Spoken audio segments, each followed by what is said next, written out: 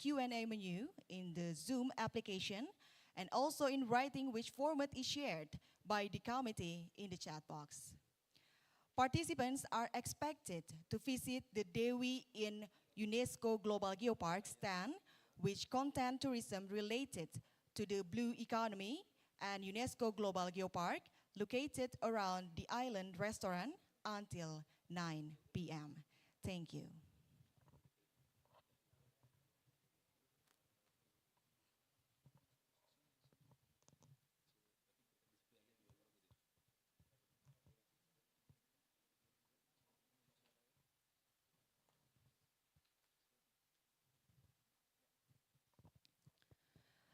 Distinguished guests, ladies and gentlemen, we would like to invite all of you to please rise for the national anthem of the Republic of Indonesia, following by ASEAN anthem.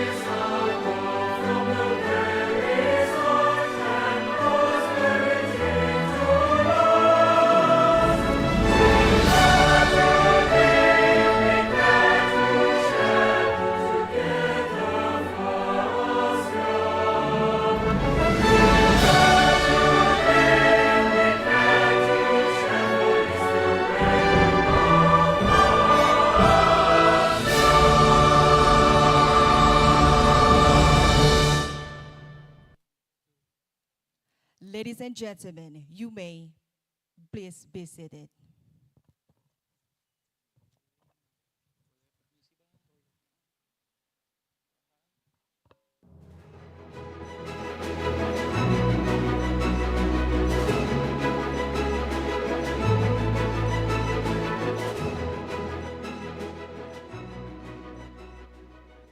Assalamualaikum warahmatullahi wabarakatuh. Salam sejahtera, shalom, om swastiastu, namo buddhaya, salam kebajikan. Good morning, ladies and gentlemen. It is an absolute honor to welcome all of you to Belitung. My name is Sakila Cahya Mentari Isgani. I am very honored to serve you as your master of ceremony for today's event. On behalf of the committee, we would like to extend our warmest welcome to our honorable guest. Minister of National Development Planning, Head of National Development Planning Agency of the Republic of Indonesia, Mr. Suharso Monoarfa, Minister of Primary Resource and Tourism of Brunei Darussalam, His Excellency Mr. Haji Abdul Manaf bin Haji Metusin, President of Area, His Excellency Mr. Tetsuya Watanabe, Excellencies Ambassadors, all of our excellent speakers, Deputy Minister for Economic Affairs, Ministry of National Development Planning of the Republic of Indonesia, Ms. Amalia Adininggar Widyasanti, Director General of Marine Spatial Management, Ministry of Marine Affairs and Fisheries, Mr. Victor Gustav Manopo, representative from Line Ministries and Bangka Belitung Island Local Government, development partner, and all of our guests joining us today here in Belitung Island. We are very honored and happy to have you here today on Monday, the 3rd of July, 2023. And we are here for the ASEAN Blue Economy Forum held by the Ministry of National Development Planning, National Development Planning Agency of the Republic of Indonesia. And today, we are going to talk about the launching of Indonesia Blue Economy Roadmap. To warm up this morning, may we have a very big round of applause to start our event. Thank you. Ladies and gentlemen, our honorable guest, to start the morning session, I would like to invite Deputy Minister for Economic Affairs, Ministry of National Development Planning of the Republic of Indonesia, to deliver a report on the development of the ASEAN Blue Economy Framework. Without further ado, please welcome Ms. Amalia Adininggar Widyasanti.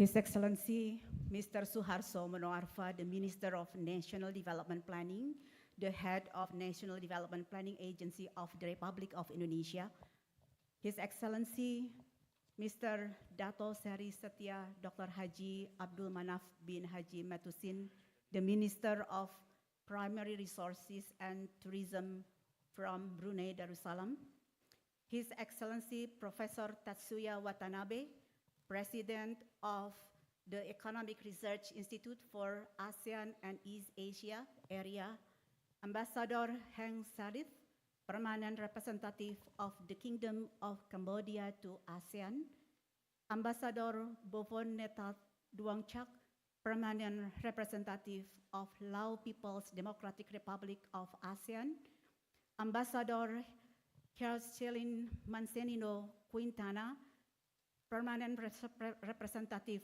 of the Philippines to ASEAN, Mr. Lukman bin Ahmad, Deputy Secretary General, Ministry of Economy of Malaysia, Mr. Ekachat Sitaforarat, Deputy Permanent Secretary, Ministry of Commerce of the Kingdom of Thailand, Mr. Satvinder Singh, Deputy Secretary General of ASEAN Economic Community, Mr. Taufik Hanafi, Executive Secretary to the Ministry of National Development Planning of the Republic of Indonesia, distinguished ASEAN Member State delegation, distinguished partners from both the Indonesian government and international organizations, distinguished prominent experts from business sectors and academia, ladies and gentlemen, Assalamualaikum warahmatullahi wabarakatuh. A very good morning to all of you, and may peace be upon us. Ladies and gentlemen, first of all, I would like to welcome you to the Belitung Island for having an important journey towards the blue economy, which is not only for Indonesia, but also for the ASEAN member states. Belitung is renowned for its natural beauty, particularly the ocean views, and it has deep-rooted connection with maritime pursuits. So this is actually very much aligned with the principles of blue economy. Indonesia is taking a leadership to develop a journey for blue economy, as there is a strategic concern and opportunities we can take from the blue economy. I would like to appreciate colleagues from the ASEAN member states for showing your commitment to enhance a significant step in the formulation of the ASEAN Blue Economy Framework as the priority economic deliverables during the Indonesian chairmanships in ASEAN 2023. This Blue Economy Framework will act as a platform of building common understanding and for planning to promote the blue economy in ASEAN region as a new engine of economic growth by having a value creation, inclusiveness, and sustainability principles encompassing traditional sectors. If I may inform you all, the journey of the formulation of the ASEAN Blue Economy Framework started with the adoption of the concept note that we propose as one of the priority economic deliverables under the high-level task force of economic integration, or we call it HLTFEI. The multi-stakeholders dialogue has also been conducted at the 43rd HLTFEI meeting in early March 2023, also in Belitung, in this room. From then, the zero draft received inputs and suggestions from the ASEAN member states, and also now we have revised the zero draft into the first draft, and we will be discuss the first draft in the ASEAN Blue Economy Forum roundtable discussion that will be held in this afternoon today. Ladies and gentlemen, the ASEAN Blue Economy Forum will provide a platform for collaborative pathway for sustainable economic growth in the ASEAN region. The event in Belitung that we are now here will consist of serial of events contributing to our shared objectives. And we will have actually the main event, the side events, and also there will be a site visit to some geopark. The main events that will be held today is actually will be the launch of the Indonesian Blue Economy Roadmap. The Indonesian Blue Economy Roadmap actually will be a showcase, one of the showcases for the blue economy in the ASEAN region. And there will be this ASEAN ministerial panel to discuss ASEAN's perspective on the blue economy.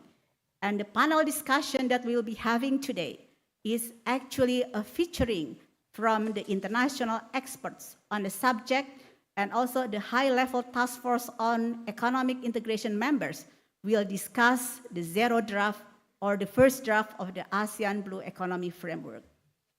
On the side events that will be held in this afternoon, there will be 2 working level sessions focusing on the blue economic collaboration and the blue finance initiatives. These sessions will enable us to have a deeper understanding on the practical aspects of cooperation and collaboration, including the financing for the blue economy projects. Beyond the seminars and meetings, ladies and gentlemen, also will be having an exciting site visit activities to the Oceanic Geo Adventure that will be promising and will be very enjoyable experience for all of you. Ladies and gentlemen, on behalf of the government of the Republic of Indonesia, I extend my sincere thanks to our counterparts in Bangka Belitung for your support and help in coordinating and the preparation of this event.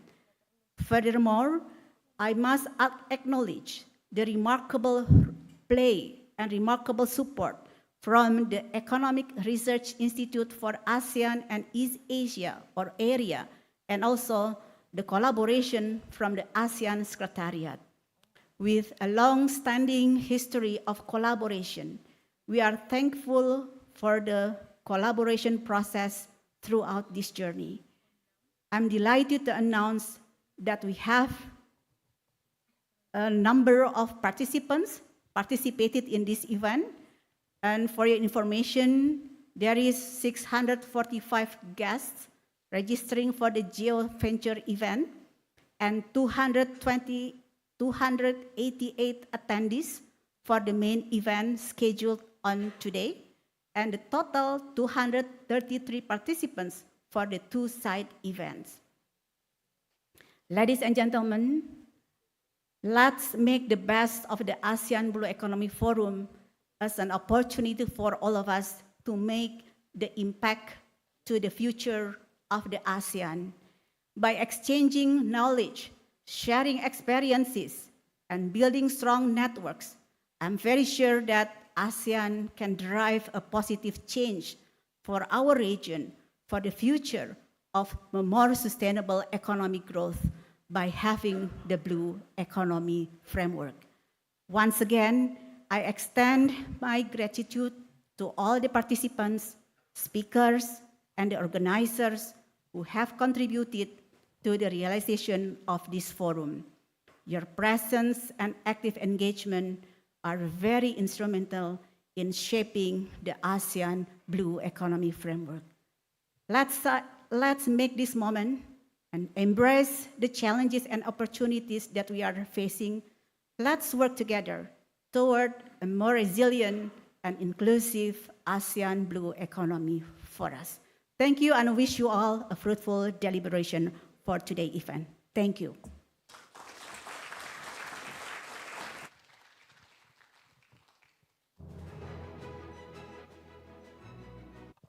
Distinguished guests, ladies and gentlemen, now we will have keynote speech delivered by Minister of National Development Planning, Head of National Development Planning Agency of the Republic of Indonesia. To Bapak Suharso Monoarfa, time is yours.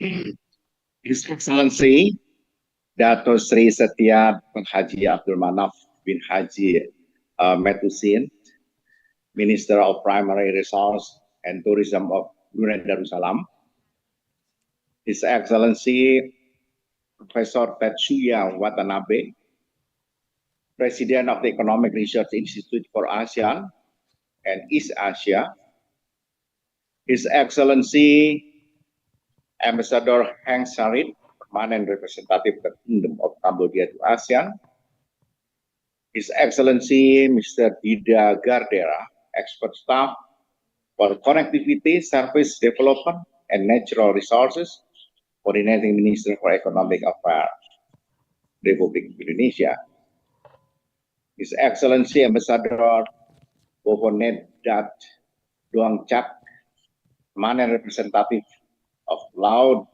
People's Democratic Republic to ASEAN, His Excellency Ambassador Jai Silin and Queen Chana, Permanent Representative of the Philippines to ASEAN. Distinguished partner from both the Indonesian government and international organization, distinguished prominent expert from the business sectors and academia, ladies and gentlemen, Assalamualaikum warahmatullahi wabarakatuh. A very good morning to all of you. May peace be upon us. Of course, first of all, I would to convey my deepest apology for not attending this important forum in person due to the urgent meeting invitation from the President of the Republic of Indonesia at the same time, 9 o'clock. It is my great pleasure to extend a warm welcome to all of you on this momentous occasion to mark the inauguration of the ASEAN Blue Economic Forum. I'm honored to address the remarkable progress achieved by the ASEAN in advancing this discussion and commitment towards the blue economy in Southeast Asia. Ladies and gentlemen, the Asian blue economy that Indonesia put forward is a continuation of the ASEAN Leaders Declaration on Blue Economy in Brunei Darussalam in 2021 as a collective effort of ASEAN member states to mitigate the impact of COVID-19. And I thank the Minister of Primary Resource and Tourism of Brunei Darussalam, His Excellency Dato Sri Setia Dr. Haji Abdul Manaf bin Haji Medusin, who attend this momentous event to re-emphasize the importance of blue economy for ASEAN.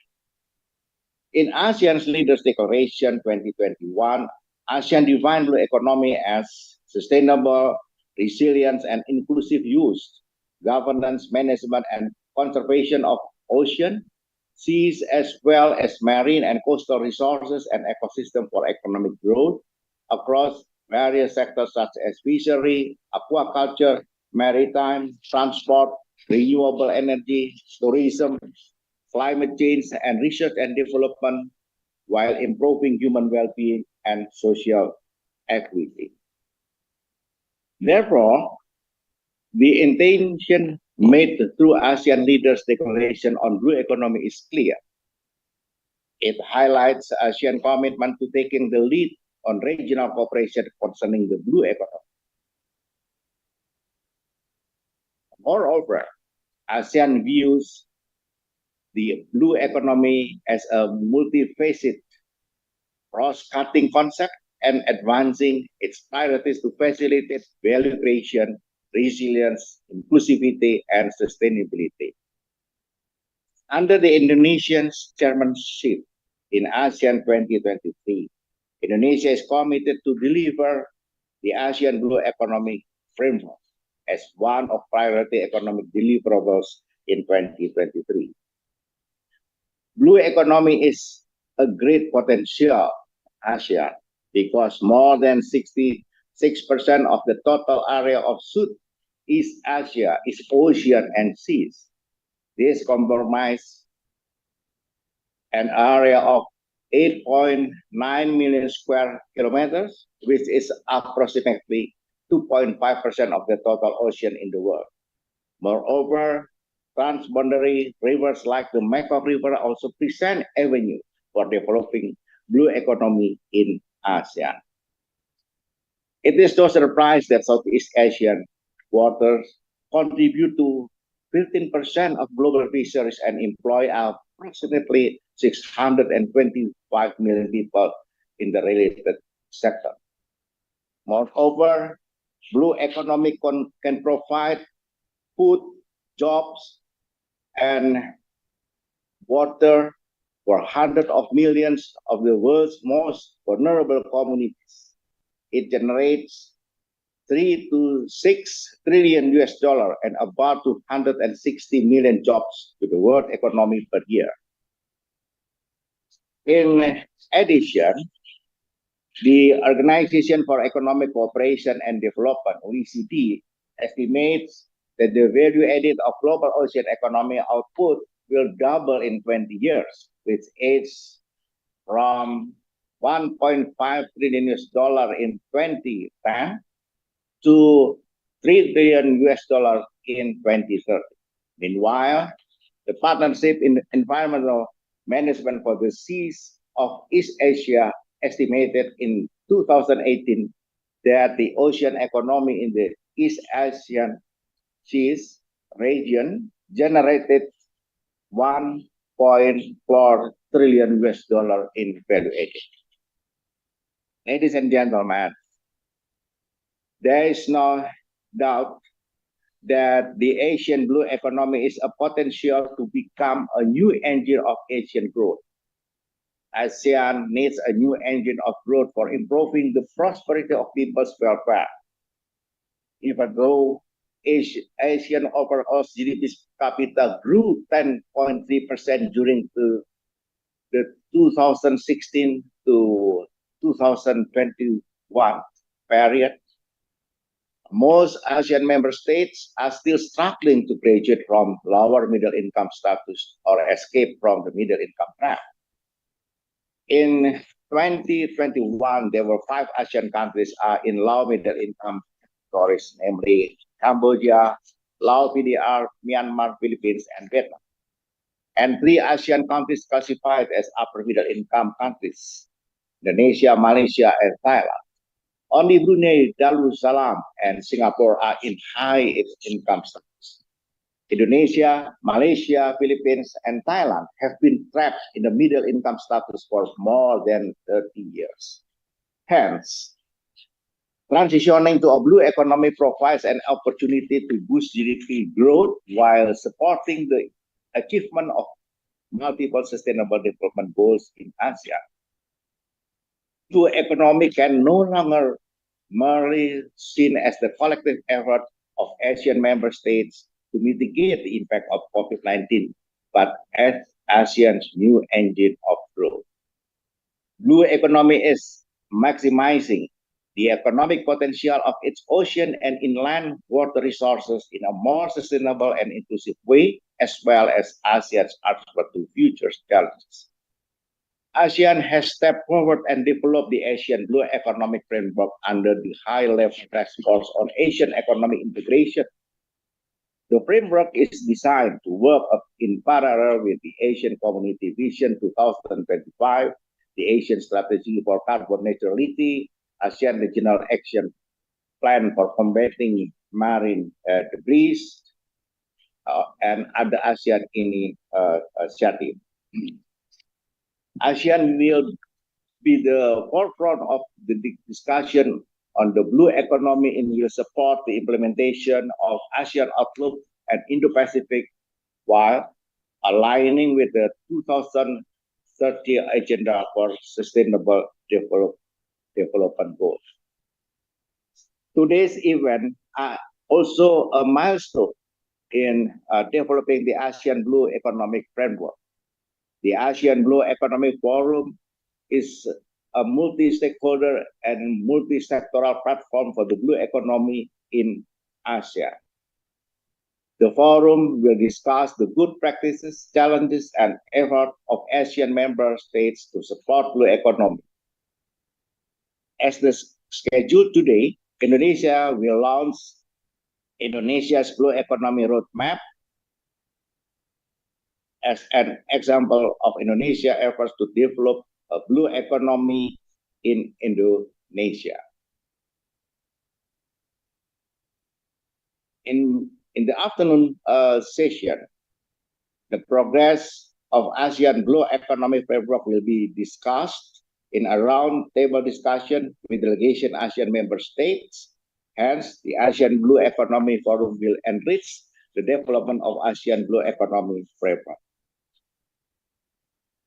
Ladies and gentlemen, for Indonesia, the first step in advancing the blue economy was taken in 2021 when the Ministry of National Development Planning, Bappenas, launched the Blue Economy Development Framework in collaboration with the OECD.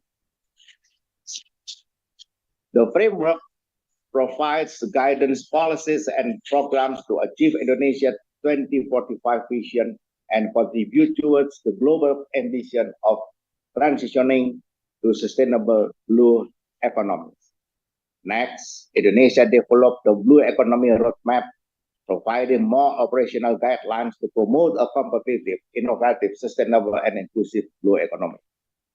Therefore, we are confident that the blue economy will be a new source of growth for Indonesia for achieving Indonesia 2045 vision. We are confident that a knowledge-led blue economy can create socio-economic prosperity, ensure a healthy marine environment, and strengthen resilience for the benefit of current and future generations, supported by all stakeholders. Even more, under the Indonesia G20 presidency last year, Indonesia successfully initiated the Global Blended Finance Alliance in Bali 2022 to mobilize new sources of development financing from non-government actors. Indonesia also successfully launched the Blue Halo S and Ocean 20 Around G20 last year to showcase a blueprint to tackle the finance gap by showing how blending public, private, and philanthropic capital can mitigate risk and accelerate actions. We aligned Global Blended Finance Alliance with Bali Kerti Development Fund, established to implement the roadmap of new era Bali Kerti economic transformation. This economic transformation is intended for Bali to demonstrate green and sustainable Bali. ASEAN can also take the benefit from the Global Blended Finance Alliance for unlocking the blue economic potential of us. With Global Blended Finance Alliance, we can bring together some of the leading investors and experts on blue economy, such as ecotourism, ocean and coastal waste management, sustainable fisheries, and marine-related manufacturing industry. Therefore, we can put forward. In conclusion, I would like to extend my sincere appreciation to the ASEAN member states, relevant international organizations such as United Nations, ILO, OECD, and UNEP, global development finance institutions such as the World Bank and Asian Development Bank, research institutions such as AREA, and other experts and academia supporting the inauguration of ASEAN Blue Economic. I believe this event would not only mark a significant milestone in our partnership, but also serve as a stepping stone towards a future filled with even greater collaboration, shared achievement, and strong cooperation among the Asian member states and collaboration with supporting external parties who are advancing the blue economy issues in Southeast Asia. I'm confident that ASEAN can lead the blue economy development globally by working hand in hand. ASEAN member states can unleash the full potential of our ocean and water, unlocking new avenues for economic growth, innovation, and shared prosperity.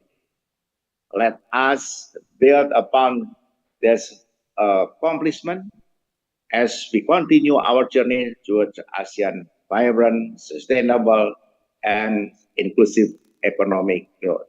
Thank you. Assalamualaikum warahmatullahi wabarakatuh.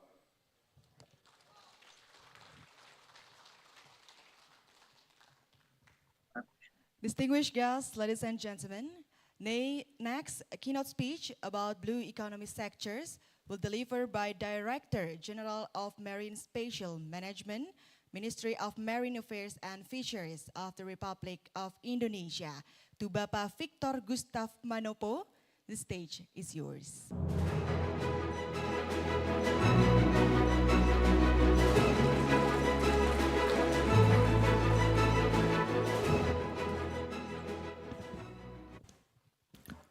Assalamualaikum warahmatullahi wabarakatuh.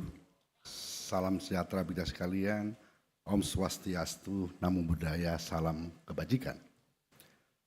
Excellencies, Minister of National Development Planning of the Republic of Indonesia, Bapak Suharto Monoarfa, Excellency President of AREA, Professor Tetsuya Watanabe, Excellency Deputy Minister of Economic Affairs, Bappenas, Ibu Amalia Adininggar, distinguished delegates, ladies and gentlemen. Good morning. It's a great pleasure to be here on behalf of Minister of Marine Affairs and Fisheries of the Republic of Indonesia. At the largest archipelagic state and mega marine biodiversity, Indonesia fully understands that our marine ecosystems and its rich blue carbon biodiversity shall play a key role in regulating ocean health. In light of this, Indonesia commits to creating a healthy and sustainable ocean and developing a blue economy. Ministry of Marine Affairs and Fisheries is implementing a strategic sustainable ocean plan based on the blue economy and establish the blue economy roadmap for the marine and fisheries sectors.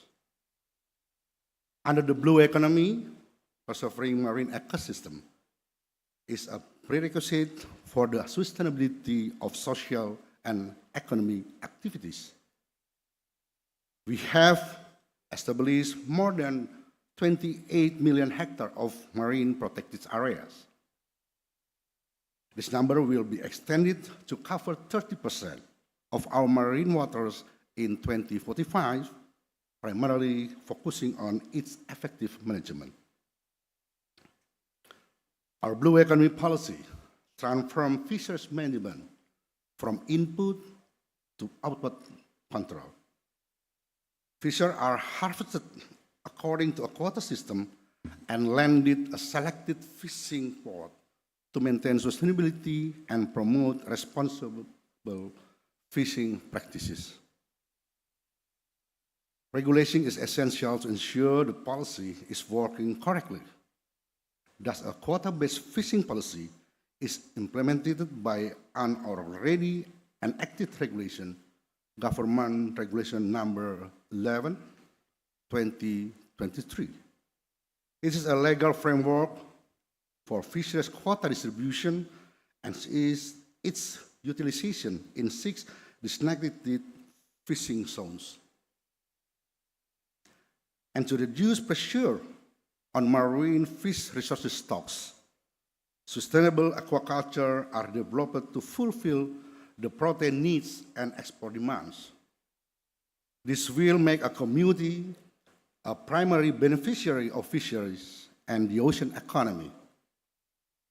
Ladies and gentlemen, to prevent area from ecological damage due to high economic activity in coastal and small islands, we promote active management, observation, and monitoring of coastal and small islands. The approach would ensure that the activities are incorporated into marine spatial planning, permits, and license processes.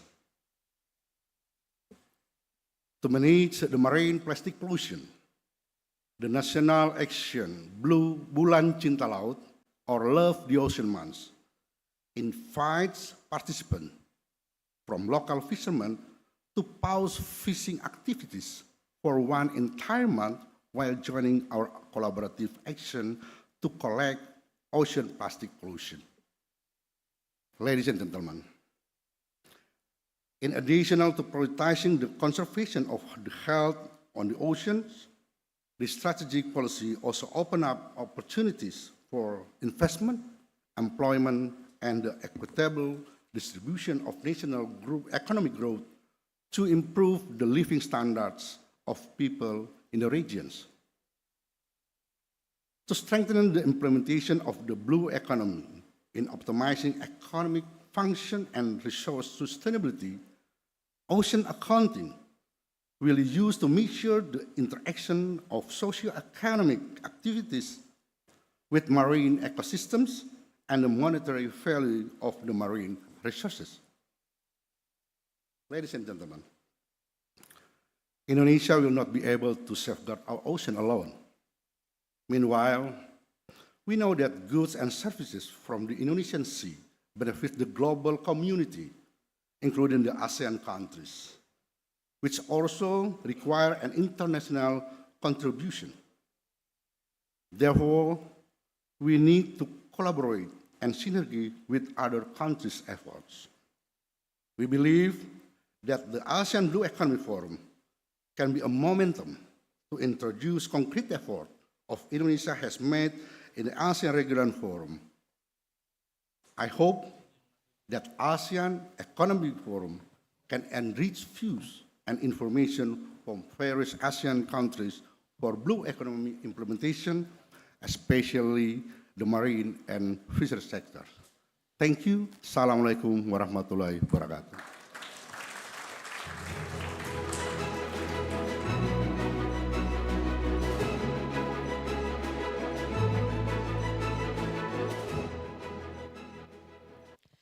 Distinguished guests, ladies and gentlemen, the last keynote speech about supporting ASEAN Blue Economy collaboration was delivered by President of AREA to Mr. Tetsuya Watanabe. The stage is yours.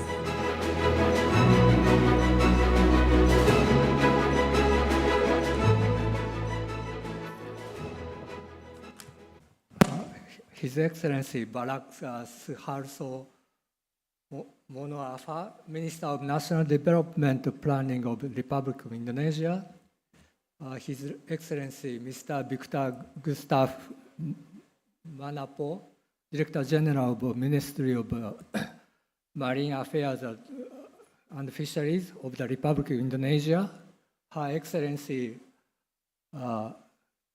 Dr. Amalia Adinga Widisanti, Deputy Minister of Economic Affairs, His Excellency Mr. Sabindra Singh, Deputy Secretary General of ASEAN, distinguished ambassadors, excellencies, and ladies and gentlemen.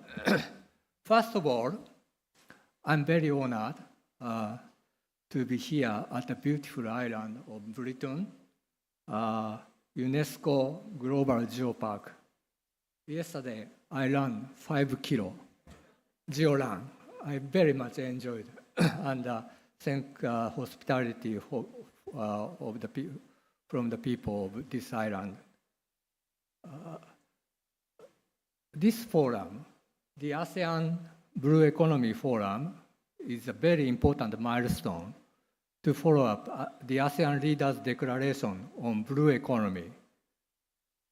There is an urgent need to recognize the significance of oceans, seas, and island waters contributing to our livelihood, food security, health, and recreation and tourism. It is imperative to ensure the sustainability of our blue resources with rules-based governance. It is timely that the government of Indonesia, through the stewardship of Bappenas, organized this forum. This region, in fact, home to the most dynamic and diverse marine habitats in the world. Although over 70% of planet Earth's surface is covered by ocean, the ocean is also most unexplored area on Earth.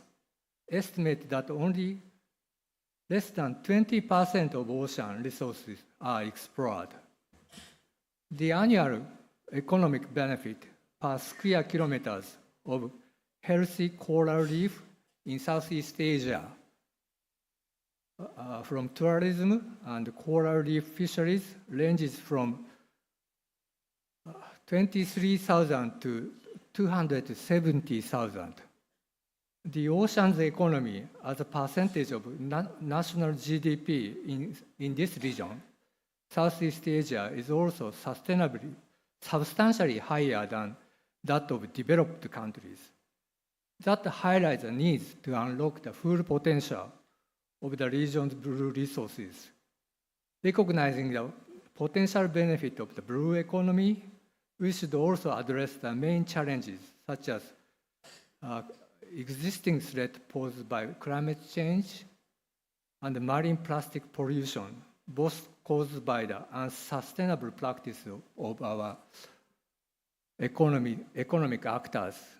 Preventing plastic waters from leaking into the ocean and the fresh water is one of the urgent actions needed by ASEAN to safeguard the health of our blue environment. Recently, however, we are experiencing many unusual crises that have disrupted our supply chain resilience. As a result, the global economy is undergoing deep transformation and is further exacerbated by current geopolitical, geoeconomic trend that is seemingly moving towards increasing fragmentation and confrontation. ASEAN is well positioned to turn these challenges into opportunities, and the blue economy offers promises to overcome the challenges toward building more prosperous, resilient, inclusive, and sustainable development. This year, our institute, AREA, is celebrating 50th anniversary. That means AREA have been working extensively, engaging with ASEAN member states and ASEAN Secretariat for past 15 years, supporting its regional economic integration. In continuing this strong collaboration, this year, AREA will be launching a new center, Digital Innovation and Sustainable Economy Center, called eDISC. eDISC aims to foster collaboration and become a knowledge hub for ASEAN economies and empower all of its stakeholders to harness the true power of digital technology and realize a sustainable economy. Digital technologies and transformative business models will not only spearhead economic growth, but also enable efficient use of resources and bring about social equity and inclusivity. Therefore, we look forward to collaborating more closely and progressively with all ASEAN member states and ASEAN Secretariat in this strategy. I wish to congratulate the government of Indonesia on launching Indonesia's Blue Economy Roadmap and hope this event on the ASEAN Blue Economy Framework will be very successful. Finally, I also thank again the people of Britain for its very warm hospitality. Thank you very much.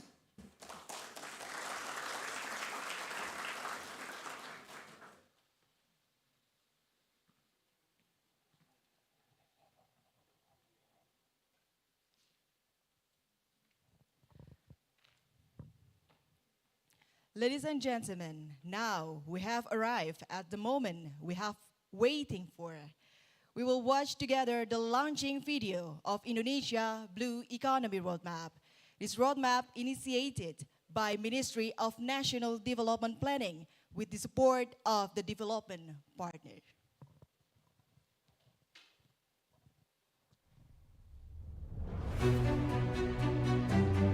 Indonesia, the largest archipelagic country in the world, with abundant biodiversity potential in marine resources and strategic geographical location for more than half of international shipping.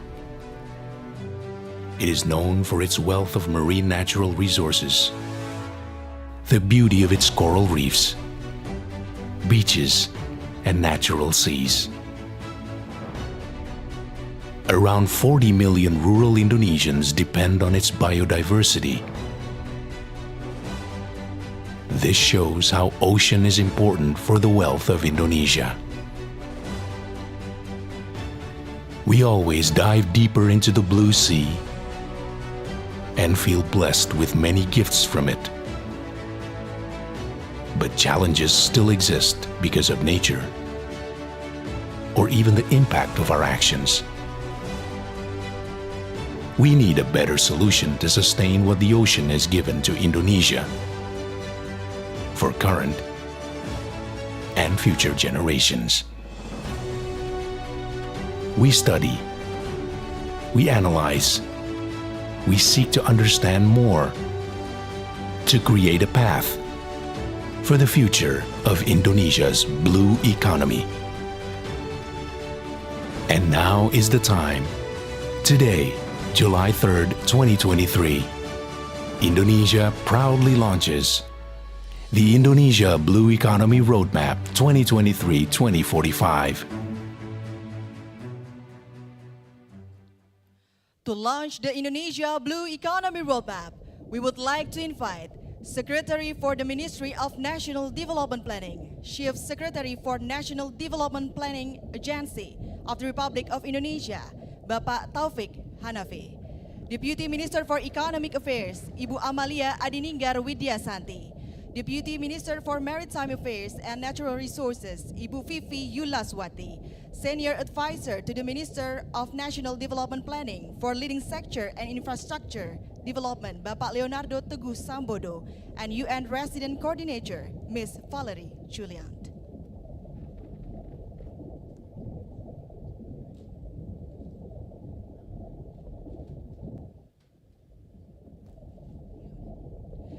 And now, please, Bapak Taufik Hanafi, to get ready for the launching procession by placing the thumb in the fingerprint showed on the screen.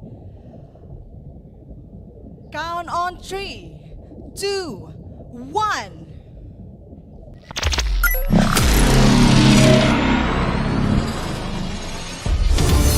May we have a very big round of applause, ladies and gentlemen. Your Excellency, please stay on the stage because we will have a photo station with holding the Indonesia Blue Economy Roadmap book.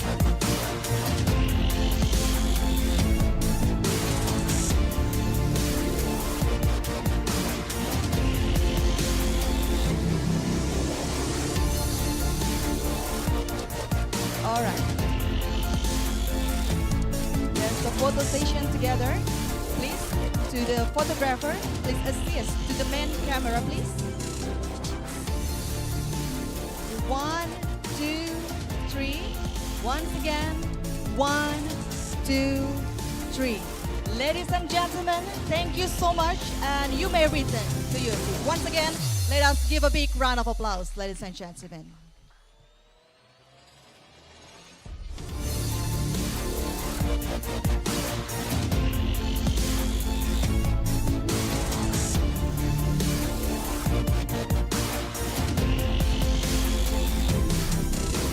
And now, please let us enjoy the highlight of Indonesia Blue Economy Roadmap.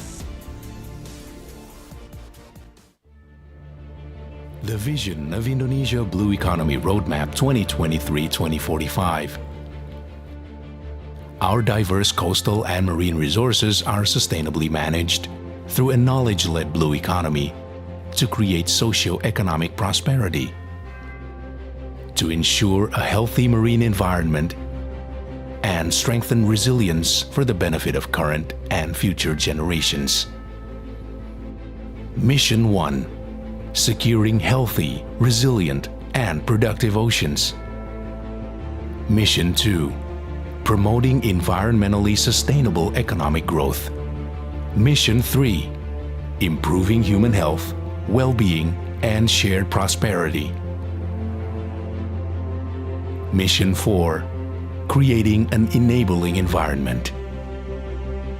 Indonesia Blue Economy Growth Targets. Environment. Marine protected areas make up 30% or 97.5 million hectares of water. Economy. Maritime sector GDP contribution of 15%. Social. Employment contributes 12% of total employment in Indonesia.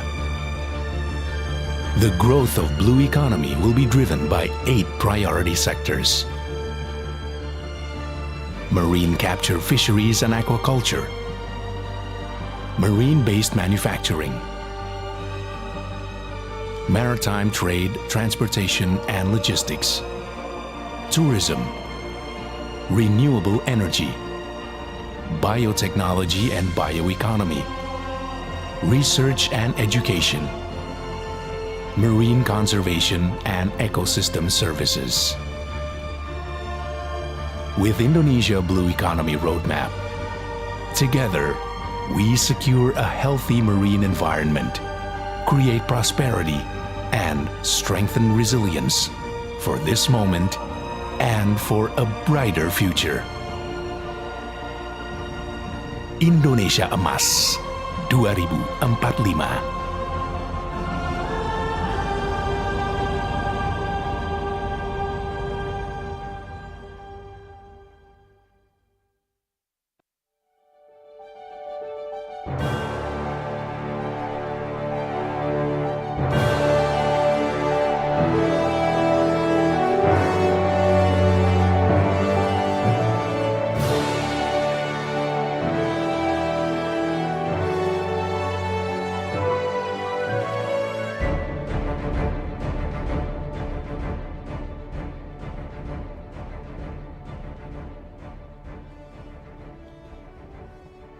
Distinguished guests, ladies and gentlemen, after this, we will have ASEAN Ministerial Panel, ASEAN's View on Blue Economy, as the main agenda where ASEAN ministers and representatives share their view of the development and implementation of the blue economy in their respective countries.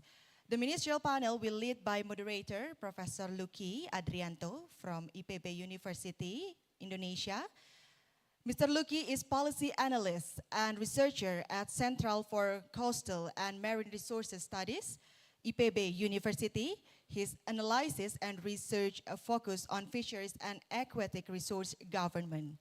Distinguished guests, ladies and gentlemen, without further ado, please welcome Professor Lucky.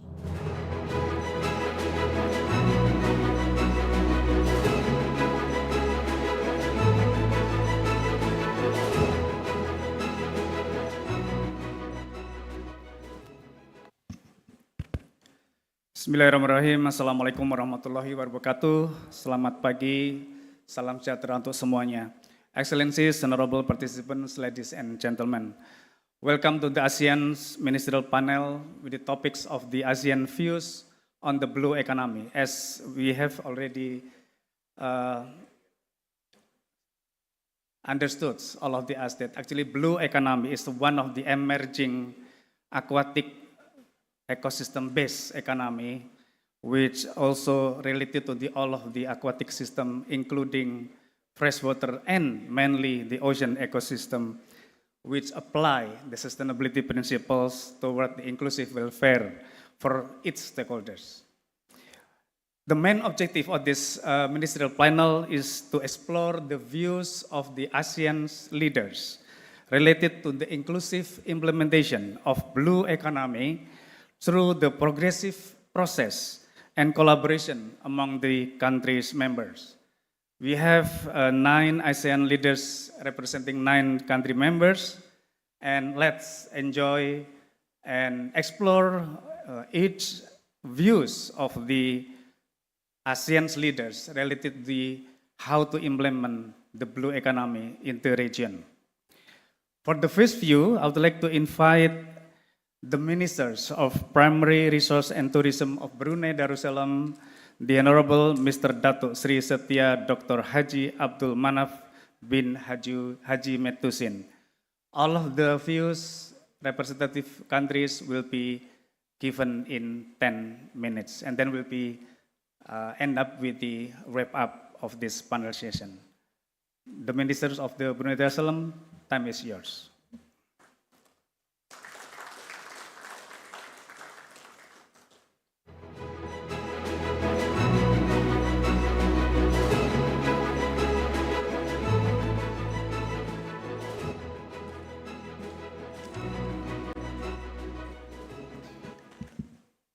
Bismillahirrahmanirrahim. Professor Lucky Adrianto, moderator of today's ASEAN Ministerial Meeting, distinguished guests, ladies and gentlemen, Assalamualaikum warahmatullahi wabarakatuh, salam sejahtera, and good morning. I would like to begin by expressing my deepest appreciation to the government of the Republic of Indonesia for the kind invitations extended to Brunei Darussalam to participate in this important and very relevant forum, which will greatly contribute to shaping the future sustainability of the economy in the ASEAN region. My presence here also is to further emphasize the importance of ASEAN to adopt the blue economy as declared by the ASEAN leaders during the ASEAN Summit in Brunei in 2021. Distinguished guests, ladies and gentlemen, the world oceans play a crucial role in sustaining life on our planet. The ocean's temperature, chemistry, and life drive global systems that enable human habitation, as emphasized by United Nations. They provide us with resources like rainwater, drinking water, much of our food, and even the oxygen, as well as influence weather, climate, and coastlines. Oceans absorb and reduce carbon dioxide from the atmosphere and reduce climate change impact.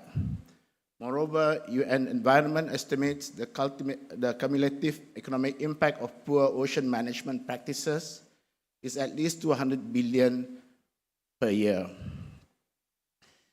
The ocean generates 50% of our oxygen, and we need a very efficient carbon sink absorb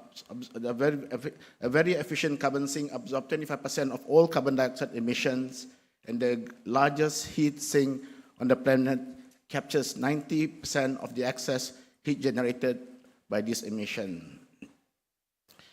As mentioned, the ocean and seas are the main contributor to fishery sector. Fisheries play an important role in national and regional economies and support the livelihood of its people as well as food security. The ASEAN economy is highly dependent on this sector, which accounts for 5.13% of ASEAN GDP. Another industry that is also very much dependent on ocean and sea is the tourism industry. About 80% of all tourism is concentrated in coastal areas, beach holidays, activities like diving, sport fishing, and cruising. For ASEAN, these tourism activities contribute significantly to the economy of the region. It contributes between 5 to 27% of total employment in ASEAN and 11.7% of ASEAN GDP. Unfortunately, we are facing challenges not only to the well-being of the oceans, but also the livelihood of the people. Overfishing stands as an imminent threat to fishery sector and jeopardizing their sustainability. This unsustainable practice poses detrimental effect as it depletes fish resources beyond their capacity to reproduce and disrupt ecosystem in the ocean. Fishermen are forced to venture further out to sea, investing more time, efforts, and resources, but yielding low return. A 2012 report from the UN, although a decade ago, warned that almost 30% of the world's wild fisheries are overexploited, and over 57 are at or very close to their limits of overexploitation. In our country, Brunei, Darussalam, the abundance of fisheries resources has dwindled substantially to about 21% of what it was in 1999. Distinguished guests, ladies and gentlemen, another challenge is climate change. Climate change is causing some serious changes in the ocean, including temperature increase, sea level rise, and ocean acidification. With these changes pose a particular risk to coral reef, which serve as the basis for ecotourism and fishery, and which provide protection from waves and resulting damage to properties and loss of life. In addition, ocean acidification has been shown to negatively affect marine organism. It is therefore crucial to recognize and protect the healthy organization significance to ensure a sustainable future for humanity and the environment. As part of the 2017 UN Ocean Conference, stakeholders ranging from the government, private sectors, NGOs committed to reverse declining ocean health through saving the mangrove, elevating the impact of ocean acidification and plastic pollution, and more.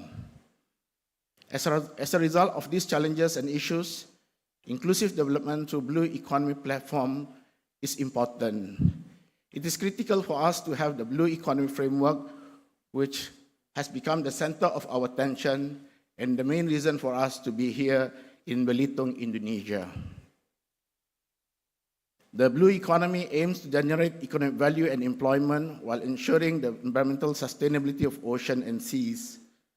The Blue Economy at its core recognizes the diverse sea uses and marine ecosystems are interconnected.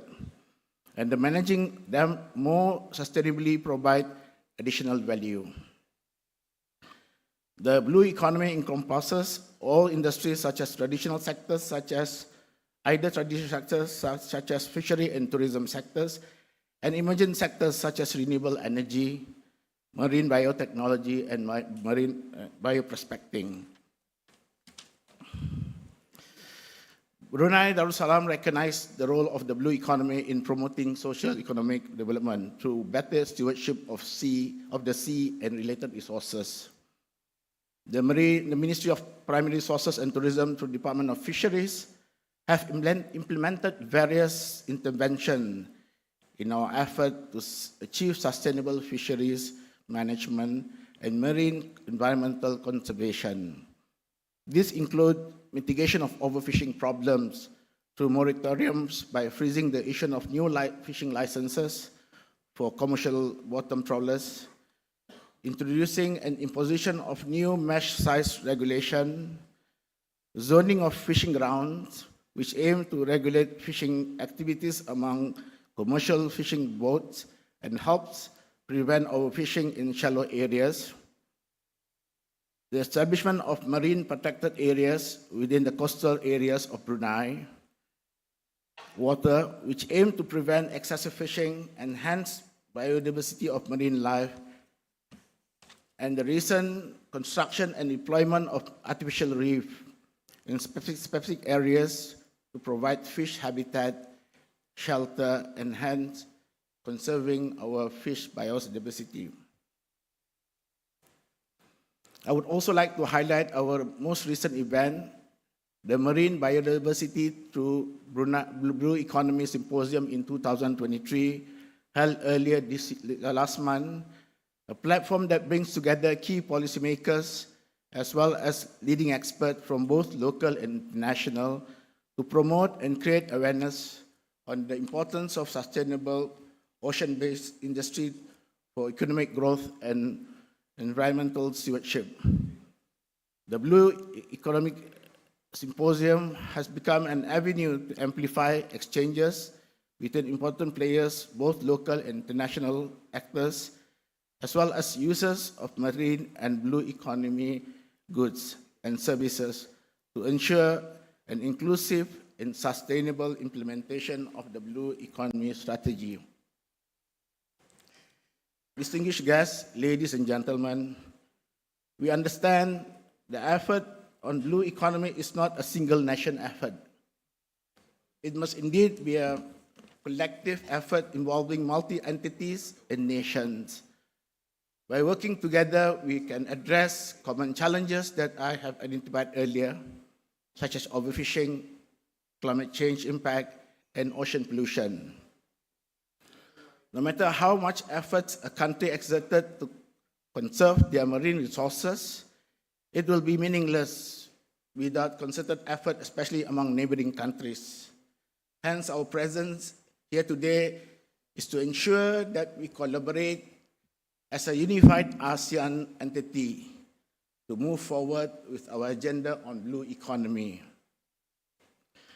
I would like to highlight one of the successful examples of regional collaboration is the management of high sea, including tuna stock management practice by 8 countries in the Pacific Island to the parties to the Nauru Agreement, PNA. The PNA has been successful stewards of the blue economy. Beyond this, the parties have also achieved market support for their fishery with certification from the Marine Stewardship Council, MSC. MSC is the most influential organization in the world when it comes to defining what seafood is sustainable or not.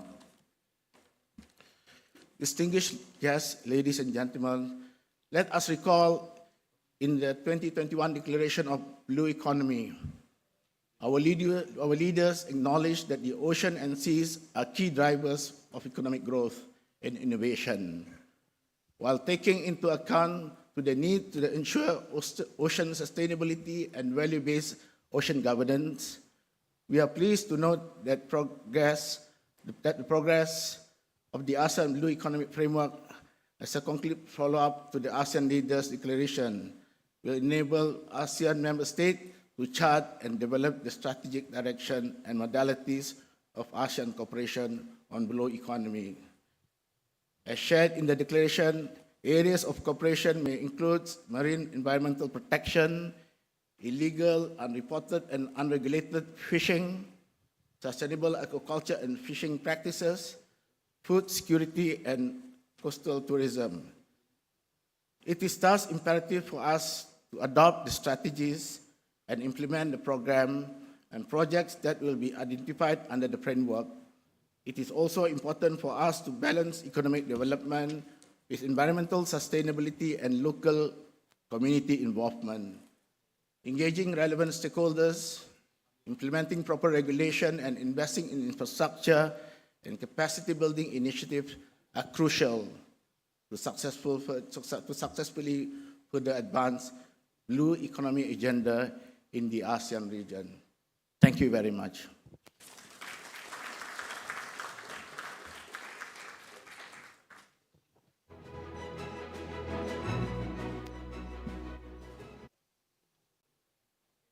Thank you, Minister Haji Abdul Manaf. I think the Minister Haji Abdul Manaf starting the very good point that actually oceans connects us. ASEAN is including also not only ocean, we have also the members country that have rivers, and without rivers there is no good ocean. So I think from the rivers to the oceans connection will be starting with the context of the exclusive sustainable blue economy as mentioned by Minister Haji Abdul Manaf. Ladies and gentlemen, we now invite the second views from Cambodia. The views will be delivered by the permanent representative of the Kingdom of the Cambodia to ASEAN, His Excellencies Ambassador Heng Sarit. Mr. Ambassador, time is yours.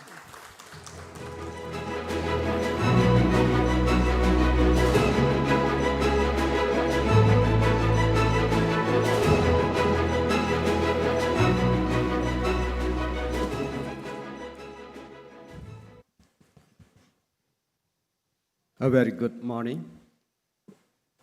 Excellency Mr. Suharto Monoarfa, Minister of National Development Planning of Indonesia, who has delivered speech online and joined us today via video conference. Excellency Amelia Adinlinga Widjasanti, Deputy Minister for Economic Affairs. Excellency Dato Seri Setia, Minister of Primary Resource and Tourism of Brunei Darussalam. Excellency Mr. Victor Gustav Manopo, DG of Marine Special Management, Ministry of Marine Affairs and Fishing. Excellency Professor Watanabe, President of IRIA. Excellencies, CPO colleague from Jakarta, Excellency Bovonetat Dongchak, Permanent Representative of Lao PDR to ASEAN, and Excellency Mrs. Ije Selin Chintana, also my CPO colleague from the Philippines. So today I am deeply honored to deliver my remark today at the ASEAN Blue Economy Forum on behalf of Excellency Minister Pan Sorasak, Minister of Commerce, who could not join this event today due to his prior commitment. Let me just say that being here on the breathtaking Belitung Island in Indonesia add another extra boost of commitment and also excitement to this occasion. Yesterday, I also joined the GO Run 5-kilometer exercise along the beautiful beach of Belitung as well. Thank you. So today we gather with a shared sense of optimism, commitment to exploring the vast potential of blue economy in line with the ASEAN Leader Declaration on the blue economy adopted in 2020.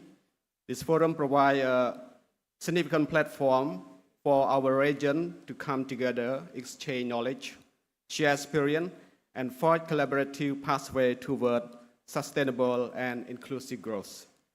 Cambodia fully supports Indonesia's theme for 2023's ASEAN Mirror Epicentrum of Growth, recognizing the pivotal role of blue economy play in driving economic development, ensuring economic security and resilience of the region. We firmly believe that the blue economy holds the key to unlocking a new era of sustainable growth, innovation, and prosperity for ASEAN and its people. In acknowledging the benefit derived from the ocean economy, Cambodia, through currently enjoying the sea economy at a relatively smaller scale compared to other maritime ASEAN member states, view the blue economy as a dynamic engine of growth and a shield against potential shock and crisis in the future. We understand the full potential of the blue economy remain untapped, and it is our collective responsibility to explore, harness, and capitalize on the opportunity it presents. As we embark on this transformative journey, we should emphasize on the imperative of peaceful and harmonious harness of ocean resources in innovative and sustainable way. Cambodia believes that responsible and inclusive growth will not only safeguard the fragile marine ecosystem, but also ensure equitable distribution of benefit among ASEAN member states and also all nations around the globe, as well as the future generation. By adhering to this principle, we can foster a blue economy that thrives on sustainability, respect of sanctity of our ocean, and advance the well-being of our people. In line with our commitment to the blue economy development, Cambodia has embarked on significant initiatives to enhance our participation in regional and global supply chain, and to cultivate a vibrant port industry and a sustainable fishing sector. We view the development of port and waterway as a stepping stone toward realizing the full potential benefit of the blue economy.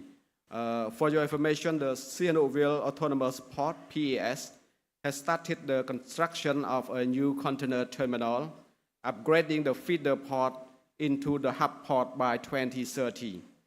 The new container terminal to be built at a total cost of nearly $1 billion USD will help expand the ability to transport goods by sea better and meet the growth of the national economy and trade volume of the Kingdom of Cambodia. These efforts are crucial to improving the connectivity, facilitating trade, and generating employment opportunity of our people, while simultaneously positioning Cambodia as an active player in the regional and global maritime landscape. Furthermore, we recognize the immense potential of harnessing seas minerals in our region. However, we must approach this prospect with caution, acknowledging the need for mutual understanding and cooperation, especially in areas with overlapping claims. Cambodia is committed to engaging in open and constructive dialogue with our neighboring ASEAN member states to address any controversy and to establish mutually beneficial framework for harnessing sea minerals. We firmly believe that by fostering cooperation, we can unlock the vast potential of this resource and create a platform for shared prosperity and harmony in our region. Coastal and marine tourism present yet another avenue for fruitful collaboration among ASEAN member states. Cambodia believes in the immense opportunity for cooperation in this sector, as it has the potential to generate substantial income, foster cultural exchange, and showcase the natural wonder of our region. By nurturing the sustainable tourism practice, investing in infrastructure development, and promoting cross-border partnership, we can create a vibrant tourism industry that benefit not only our economy, but also our community and preserve our pristine coastal and marine ecosystem. Growth from the blue economy holds immense promise. not only for the economic benefit, but also the sustainability and resiliency. Cambodia fully supports the view that considering the environmental aspect of the blue economy is paramount in striking the delicate balance required for long-term sustainability and resilience. As we strive toward achieving ASEAN Vision Beyond 2025, timely and relevant measures must be implemented to improve environmental protection, mitigate undesirable depletion, and address critical challenges such as energy transition, unregulated ocean exploitation, and plastic waste pollution. Excellency, ladies and gentlemen, effective enforcement of well-informed policy is also crucial, but it is the collective responsibility of all stakeholders to actively participate in this effort. Government, business sector, civil society, and citizens across ASEAN must come together to build the foundation necessary for realizing the desirable outcome of sustained growth and resilience in the blue economy. Collaboration, knowledge sharing, and joint action are the cornerstone upon which we will establish a robust and prosperous blue economy for our region. In our pursuit of a sustainable blue economy, cooperation with external partners and dialogue partners is also of utmost importance. With numerous countries along the ocean rims, Cambodia firmly believes in the goodwill and cooperation for common good. We recognize that effective and resilient harnessing of ocean resources can only be achieved through the collective efforts of relevant stakeholders and nations. We can reduce misunderstanding, promote regional and global security, and unlock the untapped economic potential of our ocean. For instance, cooperation with China can render on a sustainable fishery management, marine pollution control, and also the development of renewable energy technology for the blue economy. Collaboration within the +3 framework also boosts the untapping benefit of the blue economy in this region. So cooperation with Japan, ROK, and China can involve knowledge sharing, capacity building, and joint research in the development project on sustainable maritime transportation and connectivity, marine renewable energy, and the development of innovative technology for the blue economy. This blue economy partnership with the dialogue partners will also contribute to the mainstreaming of the 4 priority areas, namely maritime cooperation, SDG, connectivity and economic cooperation of the ASEAN Outlook on the Indo-Pacific, AOIP. Therefore, it is essential to strengthen the existing economic cooperation with our dialogue partners, while also exploring cooperation with other potential partners in the future. So the ASEAN Blue Economy Framework, once adopted by ASEAN leaders this year, will serve as a solid foundation for productive engagement with our existing partners and beyond. We extend a warm invitation to all the relevant potential partners who share our vision and interest in the ocean economy, as the increased investment dynamic will correspond to the number of involved parties. Together we can build trust, we can build enduring partnership that pave the way for sustainable economic growth, technological advancement, and shared prosperity in the blue economy. In conclusion, let us seize the tremendous opportunity presented by the blue economy and work closely to build sustainable, resilient, and prosperous future of ASEAN. Today we gather on the beautiful Balitung Island. So let us reaffirm our commitment to the responsible stewardship of our oceans and equitable and inclusive growth by embracing innovation, sustainable practice, and collaborative partnership, we can transform the blue economy into a catalyst for positive change, economic empowerment, and a shared prosperity in our region. Thank you for your kind attention.